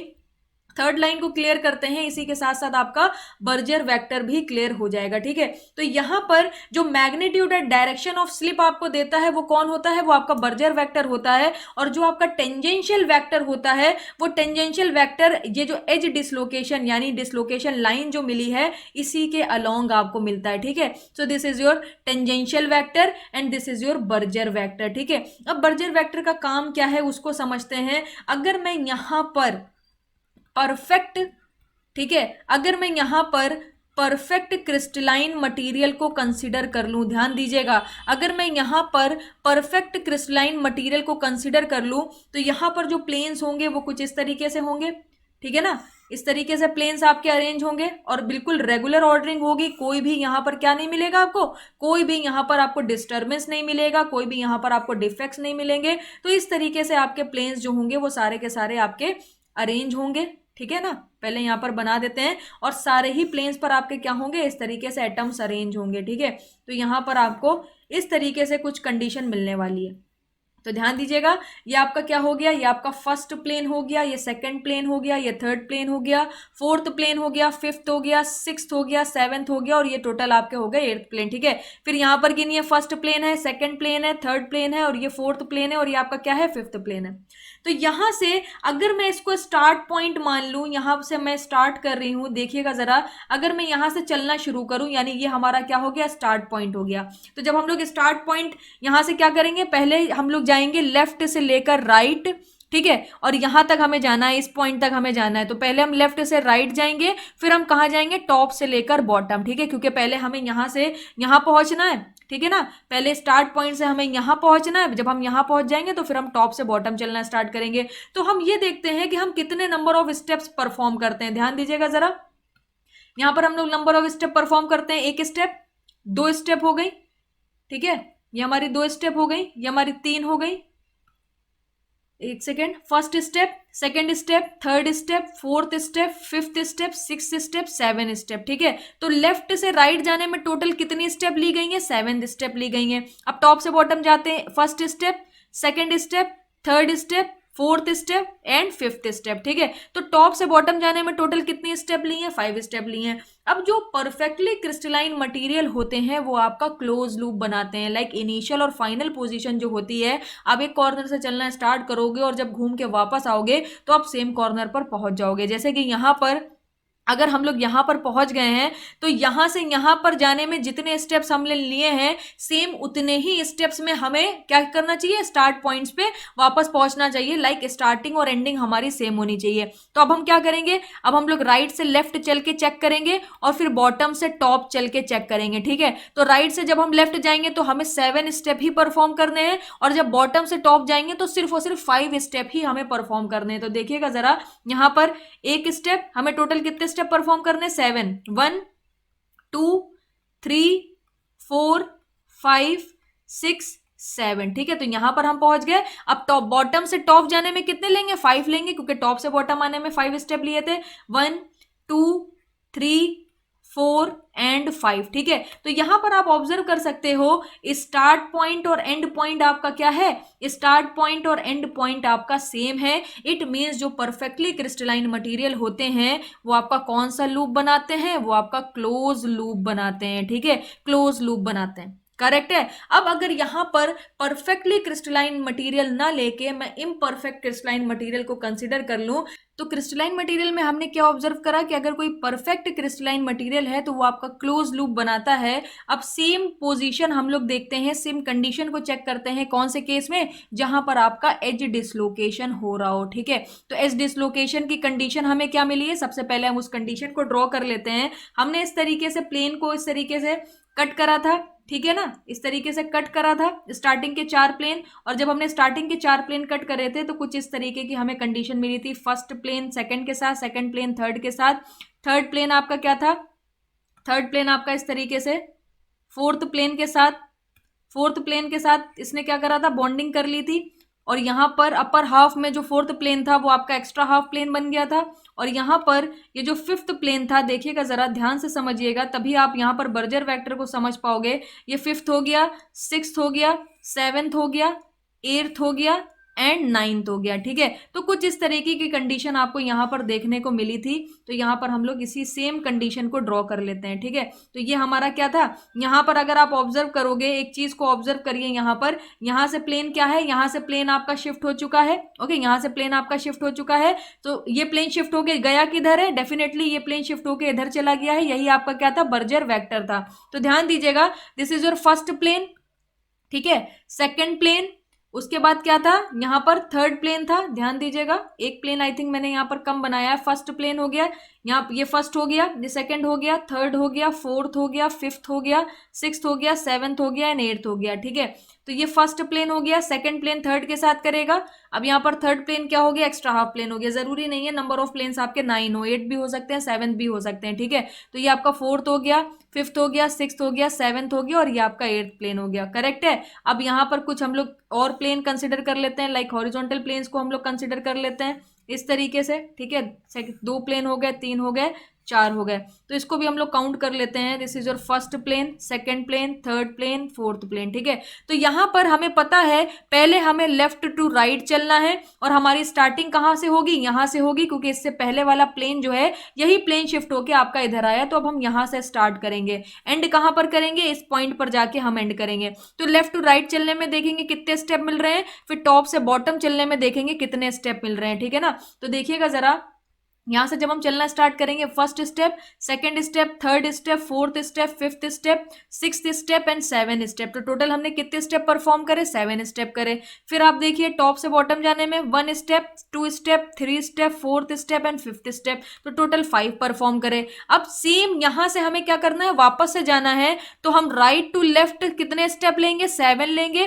फिर बॉटम से टॉप कितना लेंगे, 5 लेंगे। ठीक है, तो सेम स्टेप परफॉर्म करने पे क्या बनना चाहिए, क्लोज लूप बनना चाहिए। तो देखिएगा 1 2 3 4 5 6 7 ले लिया। अब तो बॉटम से टॉप 5 लेना है, 1 2 3 4 एंड 5। तो आप देख सकते हो आपका स्टार्ट तो यहां से था, ये आपका स्टार्ट पॉइंट था, बट एंड पॉइंट आपका क्या आ गया है, ये आपका एंड पॉइंट आ गया है। तो आप देख सकते हो वो क्रिस्टलाइन मटेरियल जहां पर एज डिसलोकेशन पाया जा रहा है, वो क्रिस्टलाइन मटेरियल आपका क्लोज लूप नहीं बना रहा है, जबकि परफेक्टली क्रिस्टलाइन मटेरियल आपका क्या कर रहा था, क्लोज लूप बना रहा था। तो अब हमें क्या करना पड़ेगा, ये एक आपका ओपन लूप है, ध्यान से देखिए, ये आपका एक ओपन लूप बना रहा है। तो इस ओपन लूप को हमें क्या करना पड़ेगा, क्लोज करना पड़ेगा। और कितना चलना पड़ेगा, स्टार्ट यहां से एंड से स्टार्ट की तरफ चलना पड़ेगा। तो ये डायरेक्शन होगी, इसकी डायरेक्शन क्या होगी, इसकी डायरेक्शन होगी आपकी लेफ्ट से लेकर राइट। और मैग्नीट्यूड कितना होगा, मैग्नीट्यूड आपका ये होने वाला है। इसी को ही हम लोग बोलते हैं क्या, इसी को ही हम लोग बोलते हैं बर्जर वेक्टर। ओके, ये हमारा क्या कहलाता है, यही हमारा कहलाता है बर्जर वेक्टर। तो आप समझ रहे होगे, एक ओपन लूप को क्लोज करने के लिए क्या मैग्नीट्यूड और डायरेक्शन की जरूरत पड़ेगी। उस मैग्नीट्यूड एंड डायरेक्शन के कॉम्बिनेशन से एक वेक्टर बनता है, and that vector is called as Burgers vector. Okay, तो आई होप आपको यहां पर एज डिसलोकेशन की अच्छी नॉलेज मिली होगी और आपको समझ आया होगा कि एक्चुअली में बर्जर वेक्टर हमें कहां पर मिलता है, कैसे मिलता है। तो हमें इसे क्लोज करना है, तो क्लोज करने के लिए हमें क्या चाहिए, ये डायरेक्शन चाहिए, इधर से इसको इधर क्लोज करना है, क्योंकि स्टार्ट और अपर एंड हमारा सेम होना चाहिए। तो आप देख सकते हो हमें इतना एक्स्ट्रा चलना पड़ेगा, इतना एक्स्ट्रा चलना पड़ेगा, लेफ्ट से राइट चलना पड़ेगा, जिसका मैग्नीट्यूड आप देख सकते हो, जिसका मैग्नीट्यूड आपका ये हो जाएगा और जिसकी डायरेक्शन भी है, तो मैग्नीट्यूड डायरेक्शन से मिलकर वेक्टर बनेगा and this vector is called as Burgers vector. Okay, तो आई होप आपको ये पूरा क्लियर हुआ होगा। नेक्स्ट वीडियो में लाइन डिफेक्ट को वापस से कंटिन्यू करेंगे और डिस्कस करेंगे स्क्रू डिसलोकेशन के बारे में, then we will go for surface defect. So thank you so much.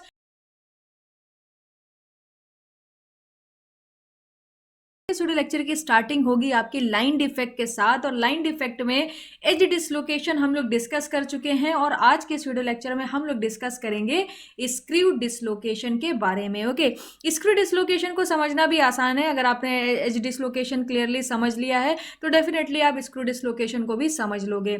Screw dislocation को शुरू करने से पहले थोड़ा सा एज डिसलोकेशन में जो हम लोगों ने स्लिप प्लेन डिस्कस करा था उसको वापस से ड्रॉ करते हैं। तो कुछ इस तरीके से हमें स्लिप प्लेन मिला था। ये हमारी क्या थी? डिसलोकेशन लाइन थी। डिसलोकेशन लाइन किसका काम कर रही थी? बाउंड्री का काम कर रही थी, जहां पर इस साइड पर हमें मिला था स्लिप रीजन, ठीक है ना। इस साइड पर हमारा स्लिप रीजन था और इस साइड पर हमारा था नो स्लिप रीजन, ठीक है, no slip region. I hope आपको याद होगा, अब इतनी जल्दी भूले नहीं होगे। ये आपकी क्या है?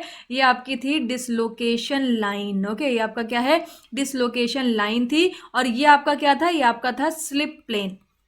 करेक्ट है। एज डिसलोकेशन में हमने इसी तरीके से डिस्कस कर लिया है पहले ही। स्क्रू डिसलोकेशन क्या होता है समझिएगा। स्क्रू डिसलोकेशन को समझने के लिए आपको सबसे पहले 3D स्ट्रक्चर को देखना चाहिए। इस तरीके से मैं 3D स्ट्रक्चर को बना देती हूँ। अभी तक हम लोग क्या कर रहे थे? 2D प्लेन्स ड्रॉ कर रहे थे। लाइक इस तरीके से हमें क्या दिख रहा था? वर्टिकल लाइन्स दिख रही थी। बट अब हम क्या करेंगे? इसको 3D में ड्रॉ करते हैं। तो 3D में ड्रॉ करेंगे तो ये कुछ इस तरीके का दिखेगा। ओके, क्योंकि बैक पर भी आपके क्या होंगे? इस तरीके से प्लेन होंगे। देखिएगा जरा, ड्रॉ कर लेते हैं पूरा प्रॉपर तरीके से। तो ये हमारा क्या हो गया? ये हमारा हो गया 3D में स्ट्रक्चर। करेक्ट है। तो ये सारे प्लेन्स, ये आपके जितने भी प्लेन्स आपको एज अ लाइन दिख रहे हैं फ्रंट पर, ये बैक साइड पर इस तरीके से मूव कर रहे होंगे, ठीक है ना। और फिर यहाँ पर आपका इस तरीके से भी कुछ प्लेन्स होंगे, तो उसको भी हम लोग ड्रॉ कर लेते हैं। यहाँ पर ये वर्टिकल लाइन्स आपके आ जाएंगी। तो पूरा क्रिस्टल स्ट्रक्चर हम लोग क्या करेंगे? 3D में ड्रॉ कर लेंगे, ठीक है। तो इस तरीके से हमारा ये लाइंस आ गई। करेक्ट है। ओके, इस तरीके से बन गया, ठीक है। तो ये हमने क्या करा? जो प्लेन्स बनाए थे जिसमें आपके एटम्स अरेंज थे वो हमने 3D में बना लिया। अब यहाँ पर आप जानते हो आपको इस तरीके से स्लिप प्लेन मिला था। तो यहाँ पर भी अगर हम लोग स्लिप प्लेन को ड्रॉ करें तो लेट कर लेते हैं कि यहाँ पर हमें कहीं पर क्या मिल रहा है? स्लिप प्लेन मिल रहा है। रेड कलर से मैं देख लीजिए स्लिप प्लेन को ड्रॉ कर रही हूँ। तो जो ये स्लिप प्लेन होगा ये आपको कुछ इस तरीके से देखने को मिल जाएगा, ठीक है ना। इस तरीके से स्लिप प्लेन आपको देखने को मिल जाएगा, और ये आपका क्या होगा? स्लिप प्लेन में ये आपकी हो जाएगी डिसलोकेशन लाइन। और डिसलोकेशन लाइन में अगर आप ये वाला रीजन देखोगे तो ये रीजन आपका क्या है? स्लिप रीजन है। करेक्ट है ना। जितना भी मैंने रेड कलर से बनाया है वो आपका स्लिप प्लेन है। आपको इस तरीके से, ये आपको स्लिप प्लेन दिख रहा है फ्रंट से। मैं इस स्लिप प्लेन को मैंने क्या कर दिया? इस तरीके से ड्रॉ कर दिया है। तो ये आपकी डिसलोकेशन लाइन हो गई। करेक्ट है, ये आपकी डिसलोकेशन लाइन हो गई। आगे वाला पार्ट जो आपको दिख रहा है वो आपका स्लिप रीजन है, और पीछे वाला पार्ट जो होगा ये आपका क्या कहलाएगा? ये आपका कहलाएगा नो स्लिप रीजन, ठीक है। ये आपका क्या कहलाएगा? ये आपका कहलाएगा नो स्लिप रीजन। तो इसका मतलब क्या है? जो स्लिपिंग होगी वो इस डिसलोकेशन लाइन के आगे साइड पर होगी, ठीक है। तो ये हमारा क्या है? ये हमारा डिसलोकेशन लाइन है, ठीक है। इसको भी आप लिख लीजिएगा। ये आपका क्या है? ये आपकी डिसलोकेशन लाइन है। जो स्लिपिंग होने वाली है वो आपका इस पार्ट में होने वाली है। मतलब ये जो आपका यहाँ पर हो गया प्लेन, ठीक है। तो आपकी जो स्लिपिंग होगी वो आगे वाले पोर्शन में होगी। अगर आप देख रहे हो तो आगे वाले पोर्शन में होगी, पीछे वाले पोर्शन में आपको नो स्लिप रीजन मिल रहा है, ठीक है। अब इसको यहाँ पर आप पुश करना स्टार्ट करोगे तो होता क्या है? ध्यान दीजिएगा। जैसे ही आप इस पे यहाँ पर क्या करोगे? पुश करना स्टार्ट करोगे प्लेन्स को, तो जैसे ही आप पुश करना स्टार्ट करते हो तो ये जो डिसलोकेशन लाइन है, ये जो डिसलोकेशन लाइन है, इसके आगे वाले जो प्लेन्स है वो नीचे की डायरेक्शन में क्या हो जाते हैं? स्लिप हो जाते हैं। और इस तरीके के डिसलोकेशन को हम लोग बोलते हैं स्क्रू डिसलोकेशन, ठीक है ना। इस तरीके की डिसलोकेशन को हम लोग क्या बोलते हैं? स्क्रू डिसलोकेशन बोलते हैं। इसको इस इमेज से प्रॉपरली समझा जा सकता है। जैसे कि यहां पर आप इस केस में देखोगे तो ये आपका क्या है? ये आपका परफेक्ट क्रिस्टलाइन मटेरियल है। करेक्ट है। यहां पर आपको कुछ भी डिफेक्ट देखने को नहीं मिल रहा है, बट आपने क्या करा, यहाँ पर प्लेन कंसिडर कर लिया। आप ध्यान दीजिएगा, मैं उसी चीज को वापस से ड्रॉ कर रही हूँ। आपने क्या करा, प्लेन को कंसिडर करा, तो यहाँ पर प्लेन कंसिडर कर लेते हैं इस तरीके से। यही आपका प्लेन था, ओके, यही आपका प्लेन था इस तरीके से। अब यहाँ पर डिसलोकेशन लाइन क्या होगी, डिसलोकेशन लाइन आपकी ये हो जाएगी, ठीक है ना। तो यहाँ पर इसको मैं यहाँ पर लिख देती हूँ, ये आपका रीजन क्या होगा, ये आपका होगा स्लिप रीजन। ये आपका क्या होगा, ये आपका होगा नो स्लिप रीजन, ठीक है। तो नो स्लिप रीजन में क्या होगा, स्लिपिंग आपकी नहीं होगी। तो यहां पर जब आप पुशिंग एक्शन देते हो, इस तरीके से फोर्स अप्लाई करते हो, तो होगा क्या, ये जो आगे वाला पोर्शन आपको दिख रहा है, ठीक है, ये जो आगे वाला पोर्शन आपको दिख रहा है, एक सेकेंड, इस प्लेन को मैं और डिटेल में बनाती हूं तो आपको और क्लियरली समझ आने वाला है। ध्यान से देखिए, ठीक है। यहां पर हमारा क्या है, ये प्लेन है, ये हमारा क्या है, ये प्लेन है, ठीक है ना। ये हमारा क्या है, प्लेन है, इस तरीके से, इस तरीके से ये हमारा प्लेन है, करेक्ट है। यहां पर ये वर्टिकल लाइन ड्रॉ कर लेते हैं, ये हमारी डिसलोकेशन लाइन हो गई। यहां पर स्लिपिंग होगी, यहां पर स्लिपिंग नहीं होगी। अगर इस लाइन को इस तरीके से आप ड्रॉ कर दो तो ये वाले पोर्शन में स्लिपिंग होगी, ठीक है। ये आपका स्लिप रीजन हो गया, ये आपका स्लिप रीजन हो गया, करेक्ट है, ये आपका स्लिप रीजन हो गया। और इस डिसलोकेशन लाइन, ये आपकी कौन सी लाइन है, ये आपकी लाइन है डिसलोकेशन लाइन। ध्यान से देखिएगा, ये आपकी कौन सी लाइन है, ये आपकी है डिसलोकेशन लाइन। और इसके जो बैक साइड वाला पार्ट है, इसमें आपकी नो स्लिपिंग होगी, यानी यहां पर स्लिपिंग नहीं होगी। तो यहां पर जब आप पुशिंग एक्शन लगाते हो तो आप देख सकते हो, यहां पर आपको सेम प्लेन में ड्रॉ करके दिखाती हूं। ये आपका प्लेन था, करेक्ट है, ये आपका प्लेन था यहां पर। अब आप देख सकते हो यहां पर कहीं पर आपकी डिसलोकेशन लाइन एग्जिस्ट कर रही थी, तो डिसलोकेशन लाइन के इस साइड पर ये क्या है, नो स्लिप रीजन है, ये आपका स्लिप रीजन है। तो यहां पर आप देख सकते हो इस पार्ट में आपकी क्या हो गई है, स्लिपिंग हो गई है। तो आगे वाला पोर्शन में जो प्लेन्स है वो नीचे की तरफ पर क्या कर गए, स्लिप कर गए हैं। और पीछे वाले जो प्लेन्स है वो आपके एज इट इज है, क्योंकि वो आपका नो स्लिप रीजन है। तो इस तरह की कंडीशन जब आपकी बनती है, इस तरह का डिफेक्ट आपको जब क्रिस्टल में मिलता है, this type of defect is called as screw dislocation, okay, correct है। this type of defect is called as screw dislocation, okay आगे चलते हैं और नेक्स्ट हम लोग डिस्कस करते हैं सरफेस डिफेक्ट के बारे में, ठीक है। सरफेस डिफेक्ट में हम लोग डिस्कस करेंगे ग्रेन बाउंड्री डिफेक्ट। अब ग्रेन बाउंड्री डिफेक्ट क्या होता है, देखिएगा, यहां पर हम लोग क्या करते हैं, एक नॉर्मल इस तरीके से क्रिस्टल बना लेते हैं, ठीक है। और यहां पर हम लोग क्या करेंगे, एक बाउंड्री कंसीडर कर लेते हैं इस तरीके से। और ये जो बाउंड्री है, this boundary is the internal boundary, it means it is existing inside the crystal, okay. यहां पर मैं लिख देती हूं, this boundary is the internal boundary, ठीक है। ये आपकी क्या है, एक इंटरनल बाउंड्री है that exist inside the crystal structure, ठीक है, inside the crystal structure, crystal structure के इनसाइड ये एग्जिस्ट करती है। तो ग्रेन बाउंड्री डिफेक्ट होता क्या है, जरा ध्यान से समझिएगा। ये जो बाउंड्री मैंने यहां पर ड्रॉ करी है, इस बाउंड्री के इस साइड पर क्या होगा, इस साइड पर आपका एटम्स का अरेंजमेंट होगा, ओके। इस जगह पर क्या होगा, यहां पर आपका एटम्स का अरेंजमेंट होगा। तो कुछ इस तरीके से हम लोग यहां पर कंसिडर कर लेते हैं, ध्यान दीजिएगा। सपोज कर लीजिए जो आपका यहां पर यूनिट सेल जो है, यूनिट सेल का जो ओरिएंटेशन है वो कुछ इस तरीके से, ठीक है ना। यूनिट सेल पे ही एटम्स आपके अरेंज होते हैं। तो सपोज कर लेते हैं इस डायरेक्शन में, यानी इस साइड पर आपको जो यूनिट सेल का ओरिएंटेशन मिल रहा है वो कुछ इस तरीके से मिल रहा है। ये आपका यूनिट सेल का ओरिएंटेशन हो गया, करेक्ट है। तो यहां पर आपको क्या मिल रहा है, ये आपको ग्रेन मिल गई, ये हमारी कहलाती है ग्रेन 1, ओके। इसको फर्स्ट ग्रेन कंसिडर कर लेते हैं। और ये क्या आपको शो कर रहा है, ये आपको शो कर रहा है orientation of unit cell, okay. Unit cell का ओरिएंटेशन है। अगर आप इस बाउंड्री के इस साइड पर देखोगे तो इस साइड पर आपको ओरिएंटेशन कुछ डिफरेंट देखने को मिलेगा, ठीक है ना। ओरिएंटेशन यहां पर आपको कुछ डिफरेंट देखने को मिलेगा। तो इस साइड का भी ओरिएंटेशन हम लोग यहां पर ड्रॉ कर देते हैं। तो यहां पर आप देख सकते हो ये आपका ओरिएंटेशन डिफरेंट है। यूनिट सेल आपकी सेम है, यूनिट सेल चेंज नहीं हो रही है, बट यूनिट सेल का ओरिएंटेशन क्या हो रहा है, चेंज हुआ जा रहा है। यूनिट सेल का ओरिएंटेशन आपका यहां पर चेंज हो रहा है, यूनिट सेल चेंज नहीं हो रही है, ठीक है ना। तो आप देख सकते हो एक बाउंड्री के अलोंग अगर आप देखोगे, लेफ्ट साइड देखोगे, राइट साइड देखोगे, तो आपको क्या देखने को मिलेगा, आपको देखने को मिलेगा कि यहां पर यूनिट सेल का ओरिएंटेशन जो है वो आपका चेंज हो रहा है। ओके, यूनिट सेल का जो ओरिएंटेशन है वो चेंज हो रहा है किसके अलोंग, एक बाउंड्री के अलोंग यहाँ पर चेंज हो रहा है। So this boundary is called as grain boundary. Okay, this boundary is called as grain boundary and this defect is called as grain boundary defect. ये ग्रेन 1 हो गया, इसको हम लोग ग्रेन 2 कंसिडर कर लेते हैं। ओके, इसको हम लोग ग्रेन 2 कंसिडर कर लेते हैं। तो यहां पर आप देख सकते हो it is just like a patches, यहां पर दो डिफरेंट ओरिएंटेशन में आपको पैच नजर आ रहे होंगे। तो जिस बाउंड्री के अलोंग ये यूनिट सेल का ओरिएंटेशन चेंज हो रहा है उसी बाउंड्री को हम लोग ग्रेन बाउंड्री बोलते हैं, और इस तरीके के डिफेक्ट को हम लोग बोलते हैं grain boundary defect. Okay, clear है। अब यहां पर एक चीज ये ध्यान रखिएगा, ये हमारा जो क्रिस्टलाइन मटेरियल है, ये कौन सा क्रिस्टलाइन मटेरियल है, ये बाई क्रिस्टलाइन मटेरियल है। बाई क्रिस्टलाइन मटेरियल क्यों है, क्योंकि यहां पर दो तरह के ओरिएंटेशन आप देख सकते हो एग्जिस्ट कर रहे हैं। एक आपका ओरिएंटेशन ये हो गया यूनिट सेल का, और एक आपका यूनिट सेल का ओरिएंटेशन ये हो गया। ठीक है, तो इसे हम लोग बोलते हैं बाई क्रिस्टलाइन, ध्यान दीजिएगा, इसे हम लोग बोलते हैं बाई क्रिस्टलाइन मटीरियल। ओके, ये हमारा क्या कहलाता है, बाई क्रिस्टलाइन मटेरियल कहलाता है। बट जनरली आपके बाई क्रिस्टलाइन मटेरियल एग्जिस्ट नहीं करते हैं, जनरली आपको देखने को मिलेंगे poly crystalline materials. Okay, generally आपको कौन से मटेरियल देखने को मिलेंगे, पॉली क्रिस्टलाइन मटेरियल।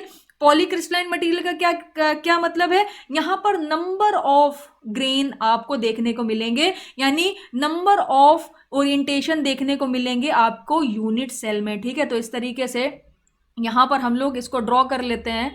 देखिएगा जरा, कुछ इस तरीके से आपको देखने को मिलेगा। ओके, तो यहां पर सपोज कर लीजिए आपका जो यूनिट सेल का जो ओरिएंटेशन है वो कुछ इस तरीके से है। यहां पर यूनिट सेल का ओरिएंटेशन हम लोग कुछ इस तरीके से ले लेते हैं। ठीक है, अब क्या होगा, जब आप यहां पर देखोगे तो यूनिट सेल का ओरिएंटेशन आपका चेंज हो चुका होगा। तो कुछ इस तरीके से यूनिट सेल का ओरिएंटेशन ले लेते हैं। तो यहां पर आप देख सकते हो more than 2 types of grain exist कर रही हैं, या हम लोग कह सकते हैं यहां पर आप देख सकते हो कि हर रीजन में आपको क्या दिख रहा है, डिफरेंट डिफरेंट ओरिएंटेशन दिख रहा है, किसका, यूनिट सेल का दिख रहा है। ठीक है, अभी ये क्यों होता है, कैसे आ जाता है, ये चीजों के ऊपर हम बात कर लेंगे, उसके लिए परेशान मत होइए। बट अभी आप क्या समझो, ग्रेन बाउंड्री को समझो और ग्रेन बाउंड्री डिफेक्ट को समझो। ये क्यों हो जाता है, कैसे हो जाता है, इसके ऊपर भी हम लोग बात करेंगे, कोई भी परेशानी वाली बात नहीं है, सब चीज पे क्लियरली बात होगी। ओके, तो यहां पर आप देख सकते हो डिफरेंट डिफरेंट यूनिट सेल के ओरिएंटेशन देखने को हमें मिल रहे हैं। ठीक है ना, यहां पर आप देख सकते हो हर पैच में आपको यूनिट सेल का डिफरेंट ओरिएंटेशन देखने को मिल जाएगा। ओके, डिफरेंट ओरिएंटेशन देखने को आपको यहां पर मिल जाएगा। तो इसी तरीके से आप इसको पूरा का पूरा ड्रॉ कर लो, पूरा का पूरा ड्रॉ कर लो इस तरीके से। ठीक है, मैं तो थोड़ा रफ ड्रॉ कर रही हूँ, आप थोड़ा सा और क्लियरली ड्रॉ करने की कोशिश करिएगा, क्योंकि आपको फ्यूचर में भी इसी कॉपी को रेफर करना है। तो यहाँ पर आप एक चीज ऑब्जर्व करिए, ध्यान से ऑब्जर्व करिए एक चीज को, यहाँ पर इसको हम लोग बोलते हैं पॉलीक्रिस्टलाइन मटेरियल। अब आपको समझ आ रहा होगा इसको हम लोग पॉलीक्रिस्टलाइन मटेरियल क्यों बोलते हैं, क्योंकि यहाँ पर मोर देन 2 ग्रेन्स एग्जिस्ट कर रहे हैं। This is grain 1, grain 2, grain 3, grain 4, grain 5, grain 6, grain 7, grain 8 and grain 9। ठीक है, तो यहां पर आप एक चीज ऑब्जर्व कर रहे हो, यहां पर जो आपका यूनिट सेल का ओरिएंटेशन चेंज हो रहा है तो एक बाउंड्री के अलोंग हो रहा है। ठीक है, एक बाउंड्री के अलोंग आप देख सकते हो डिफरेंट डिफरेंट यूनिट सेल के आपको डिफरेंट डिफरेंट ओरिएंटेशन, मतलब सेम यूनिट सेल के आपको डिफरेंट डिफरेंट ओरिएंटेशन देखने को मिल रहे हैं। सो this boundary is called as grain boundary. Okay, so this boundary is called as grain boundary. This boundary is called as grain boundary, and this defect is called as grain boundary defect. Okay, this defect is called as grain boundary defect.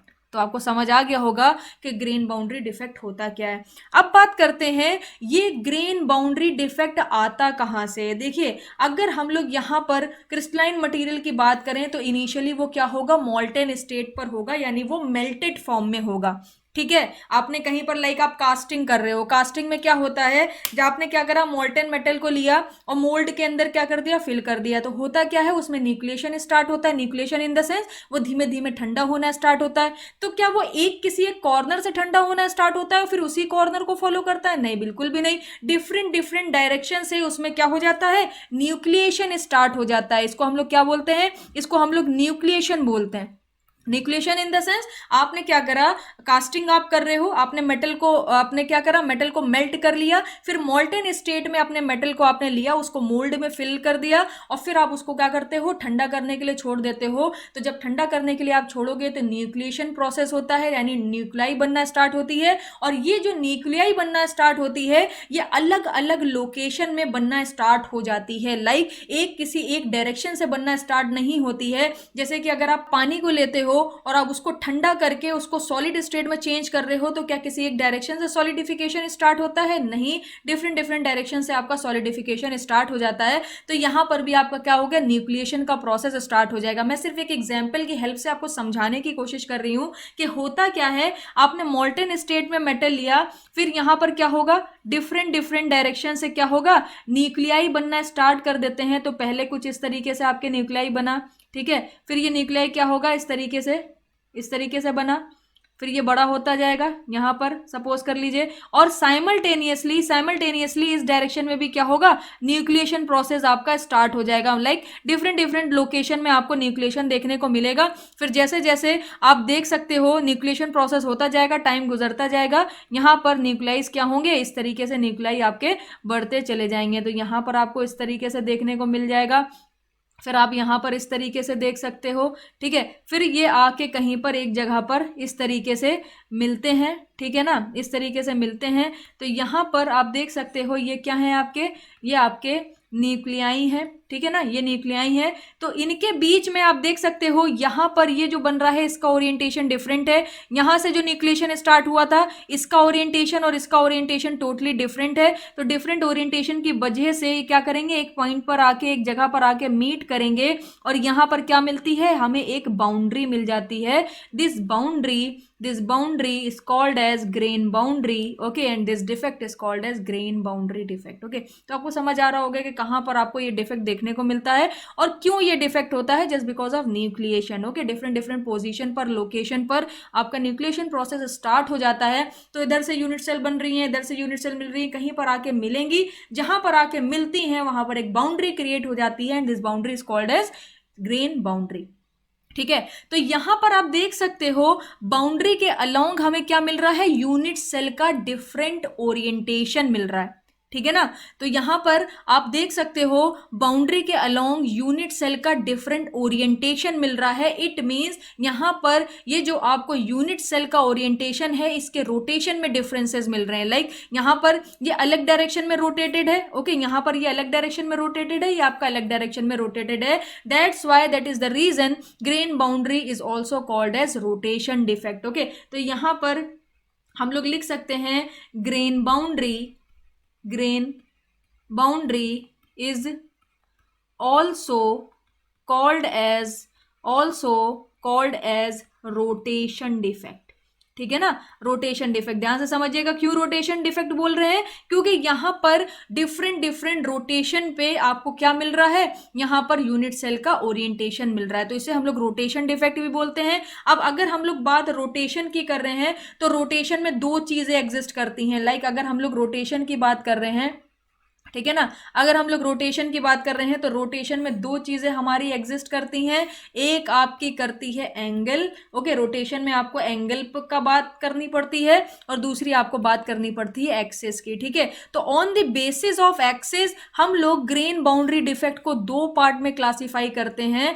पहला आपका कहलाता है tilt boundary defect, ठीक है ना, पहला आपका कहलाता है tilt boundary defect. First one is the tilt boundary defect and second is the twin boundary defect या ट्विस्ट बाउंड्री डिफेक्ट, ओके। तो यहां पर हमारा कहलाता है, इसको पूरा लिख लीजिएगा, बीडी मींस बाउंड्री डिफेक्ट। तो on the basis of axis यहां पर हमारा दो डिफेक्ट एग्जिस्ट करते हैं, tilt boundary and twin boundary. दोनों को समझाने की कोशिश करते हैं, ध्यान दीजिएगा। सबसे पहले हम लोग डिस्कस करते हैं टिल्ट बाउंड्री को। तो यहाँ पर हम लोग क्या करते हैं, इस तरीके से प्लेन ड्रॉ कर लेते हैं, ध्यान दीजिएगा। यहाँ पर हम लोग क्या करते हैं, इस तरीके से प्लेन ड्रॉ करते हैं, और ये जो प्लेन है ये आपका इस तरीके से वर्टिकल प्लेन है। लाइक ये आपका क्या होगा, यहाँ पर ये जो प्लेन है ये आपको कुछ इस तरीके से देखने को मिलेगा, लाइक इस तरीके से, ठीक है। पीछे के साइड पर भी ये प्लेन होगा, पीछे के साइड पर भी ये प्लेन होगा।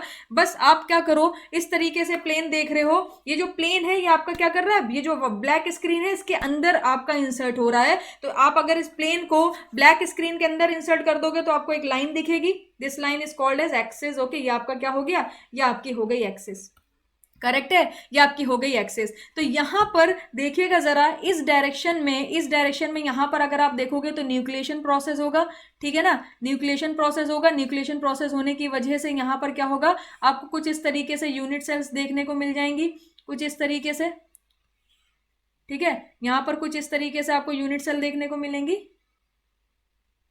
ओके, कॉर्नर्स को हम लोग डिटैच कर देते हैं, तो कुछ इस तरीके से आपको यहां पर चीजें देखने को मिल जाएंगी। ओके, इस तरीके से, और ये आपका हो गया, यहाँ पर ये हो गया, और यहाँ पर ये हो गया, ठीक है। जब आप इसको इस साइड पर देखोगे, मतलब एक्सिस के इधर साइड पर देखोगे, तो आपको इस तरीके से देखने को मिलेगा ओरिएंटेशन, इस तरीके से। तो यहाँ पर आप अगर इसको, ठीक है, ये जो आपने यहाँ पर बनाया है, ये जो आपने ओरिएंटेशन बनाया है, आपका प्लेन क्या है, प्लेन आपका इस तरीके से, ठीक है। अब इस डायरेक्शन में आपको इस तरीके से एक पैच दिख रहा है, यानी यूनिट सेल का ओरिएंटेशन दिख रहा है। अगर आप इसको, ठीक है, रोटेट कर दो, किधर, इस डायरेक्शन में, इस डायरेक्शन में अगर आपको रोटेट करना है, लाइक सपोज कर लीजिए आपका ये आपको वर्टिकल लाइन दिख रही है, एक्चुअली में ये प्लेन है, ठीक है, जो आपका इंसर्टेड होगा इन साइड पर। अब आप ध्यान दीजिएगा, इस तरीके से एक पैच आपको दिख रहा है, ध्यान से देखिए, इस तरीके से आपको एक पैच दिख रहा है रेड कलर का, ये क्या है, यूनिट सेल का ओरिएंटेशन है। अगर आप इस एक्सिस, ये एक्सिस है आपकी, ये आपका पैच है, अगर आप इस पैच को इस तरीके से रोटेट कर दो, ठीक है, इस तरीके से रोटेट कर दो, तो होगा क्या, ये रोटेशन आपको कुछ इस तरीके से देखने को मिलेगा, लाइक ये पैच जो है वो इस डायरेक्शन में रोटेट हो गया। तो यहां पर इस पैच को जब आपने इस डायरेक्शन में रोटेट करा, तो रोटेशनल एक्सिस क्या थी, इसको अगर आपको रोटेट करना है तो रोटेशनल एक्सिस जो होगी वो आपकी ये होगी, ये आपकी रोटेशनल एक्सिस होगी, क्योंकि इसी एक्सिस के अलोंग, अभी मैं कुछ देर के लिए प्लेन रख रही हूं, ध्यान दीजिएगा, ये आपकी एक्सिस है, इसी एक्सिस के अलोंग तो आपने क्या करा है, इसको रोटेट कर दिया इस डायरेक्शन में। पहले आपका ये इस डायरेक्शन में है, यहां पर आपको इस तरीके से प्लेन दिख रहा है, और यहां पर इसको क्या करा आपने, इस यूनिट सेल के ओरिएंटेशन को रोटेट कर दिया इस एक्सिस के अलोंग इस डायरेक्शन में। ओके, तो मैं फर्स्ट जो पोजीशन लेके चल रही हूं, फर्स्ट पोजीशन ये लेके चल रही हूं, और फिर रोटेशन के बाद आपको ये मिल रहा है। तो फर्स्ट पोजीशन इस तरीके से है, फिर आपने इस एक्सिस के अलोंग क्या कर दिया, इसको रोटेट कर दिया इधर। तो इस एक्सिस को और ये जो प्लेन है इसको आप देखिए, ये क्या है, ये एक्सिस और ये प्लेन, क्या ये दोनों आपस में पैरेलल बोल सकते हैं। आप इस प्लेन को देखो, देखिए जरा, इसको देखिए, अगर मैं इधर से दिखाऊं चाहे ऐसे दिखाऊं, बोथ आर पैरेलल। तो ध्यान रखिएगा, जब आपकी एक्सिस ऑफ रोटेशन, ठीक है, जब आपकी एक्सिस ऑफ रोटेशन, ठीक है, पैरेलल हो जाए इस प्लेन के, ठीक है ना, जब आपका एक्सिस ऑफ रोटेशन पैरेलल हो जाए इस प्लेन के, तो इस तरीके के डिफेक्ट को हम लोग बोलते हैं टिल्ट बाउंड्री डिफेक्ट। ओके, तो यहां पर आप देख सकते हो एक्सिस ऑफ रोटेशन किसके पैरेलल है, जो आपका बाउंड्री प्लेन है, इस बाउंड्री प्लेन के आपका क्या आ रहा है, पैरेलल आ रहा है, ठीक है। तो इसको हम लोग क्या बोलेंगे, टिल्ट बाउंड्री डिफेक्ट बोलेंगे। लिख लीजिएगा, axis of rotation will be parallel to the boundary plane. Boundary plane आपका क्या है, बाउंड्री प्लेन आपका ये है, इसको आप इस तरीके से अगर ड्रॉ करना चाहो तो पूरा ड्रॉ कर सकते हो। और एक्सिस ऑफ रोटेशन भी आपको कुछ इसी तरीके से मिली है, इसी एक्सिस के अलोंग आपने क्या करा है, इसको इस तरीके से रोटेट कर दिया है, ठीक है, इसको इस तरीके से रोटेट कर दिया है। तो यहां पर आपको इसको हम लोग क्या बोलेंगे, इसे हम लोग बोलेंगे टिल्ट बाउंड्री डिफेक्ट। अब यहां पर डिस्कस करते हैं ट्विन, और we can say that twist boundary defect. तो ध्यान दीजिएगा, यहां पर हम लोग क्या करते हैं, सबसे पहले बाउंड्री प्लेन को ड्रॉ करते हैं। तो ये आपका क्या हो गया, ये आपका बाउंड्री प्लेन हो गया, ठीक है ना, ये आपका बाउंड्री प्लेन हो गया।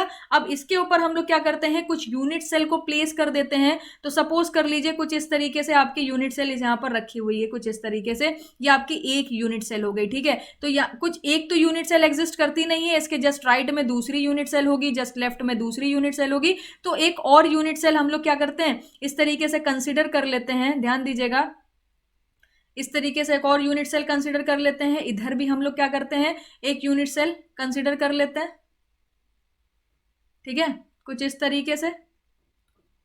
तो यहाँ पर आप देख सकते हो टोटल 3 यूनिट सेल हमने यहाँ पर कंसिडर कर ली है। अब एक्सिस ऑफ रोटेशन मैं कंसिडर कर रही हूँ, ध्यान दीजिएगा, ये हमने ले लिया एक्सिस ऑफ रोटेशन। ठीक है, ये हमारा क्या हो गया, ये हमारा हो गया एक्सिस ऑफ रोटेशन। तो यहाँ पर इस एक्सिस को हम लोग क्या करते हैं, इस तरीके से थोड़ा सा डैश डैश करके लिख लेते हैं। तो ये हमारा क्या है, ये हमारा है बाउंड्री प्लेन, ये हमारा क्या है, बाउंड्री प्लेन है, ये हमारा बाउंड्री प्लेन है। और ये हमारा क्या है, एक्सिस ऑफ रोटेशन है। ठीक है, इसी के अलोंग हम लोग क्या करेंगे, ये यूनिट सेल को रोटेट करेंगे। तो यहां पर जरा देखिएगा, सेकंड कंडीशन को मैं आपके सामने समझाने की कोशिश करती हूँ, ध्यान दीजिएगा। ये आपका क्या है, ये आपका बाउंड्री प्लेन है। ठीक है, इसको आप कुछ देर के लिए यूनिट सेल मान लो। अभी ये यूनिट सेल यहां पर रखी है। अब आपने क्या करा, इस यूनिट सेल को रोटेट करके इधर ले आया ऐसे। ठीक है ना, तो इस यूनिट सेल का जो रोटेशन है वो क्या है, इस प्लेन पर है, इस प्लेन पर रोटेशन है। तो अभी कुछ देर के लिए मैं प्लेन हटा देती हूं और इसके रोटेशन की एक्सिस देखते हैं। तो अब इसके रोटेशन की एक्सिस यही होगी, ये वर्टिकल एक्सिस जो वर्टिकली आपको दिख रही है। इस एक्सिस के अलोंग आपने क्या करा, यूनिट सेल को रोटेट करा है। तो जब आप इस एक्सिस के अलोंग यूनिट सेल को रोटेट करोगे तो ये यूनिट सेल आपका कुछ इस तरीके से रोटेट होके, इस तरीके से रोटेट होके कहीं आपको यहां पर देखने को मिलेगा। ठीक है, इस यूनिट सेल को जब आप रोटेट करोगे तो ये कहीं आपको यहां पर देखने को मिलेगा। इसी के आगे आपका क्या होगा, दूसरा यूनिट सेल होगा इस तरीके से। ठीक है ना, इसी के आगे आपका दूसरा यूनिट सेल होगा।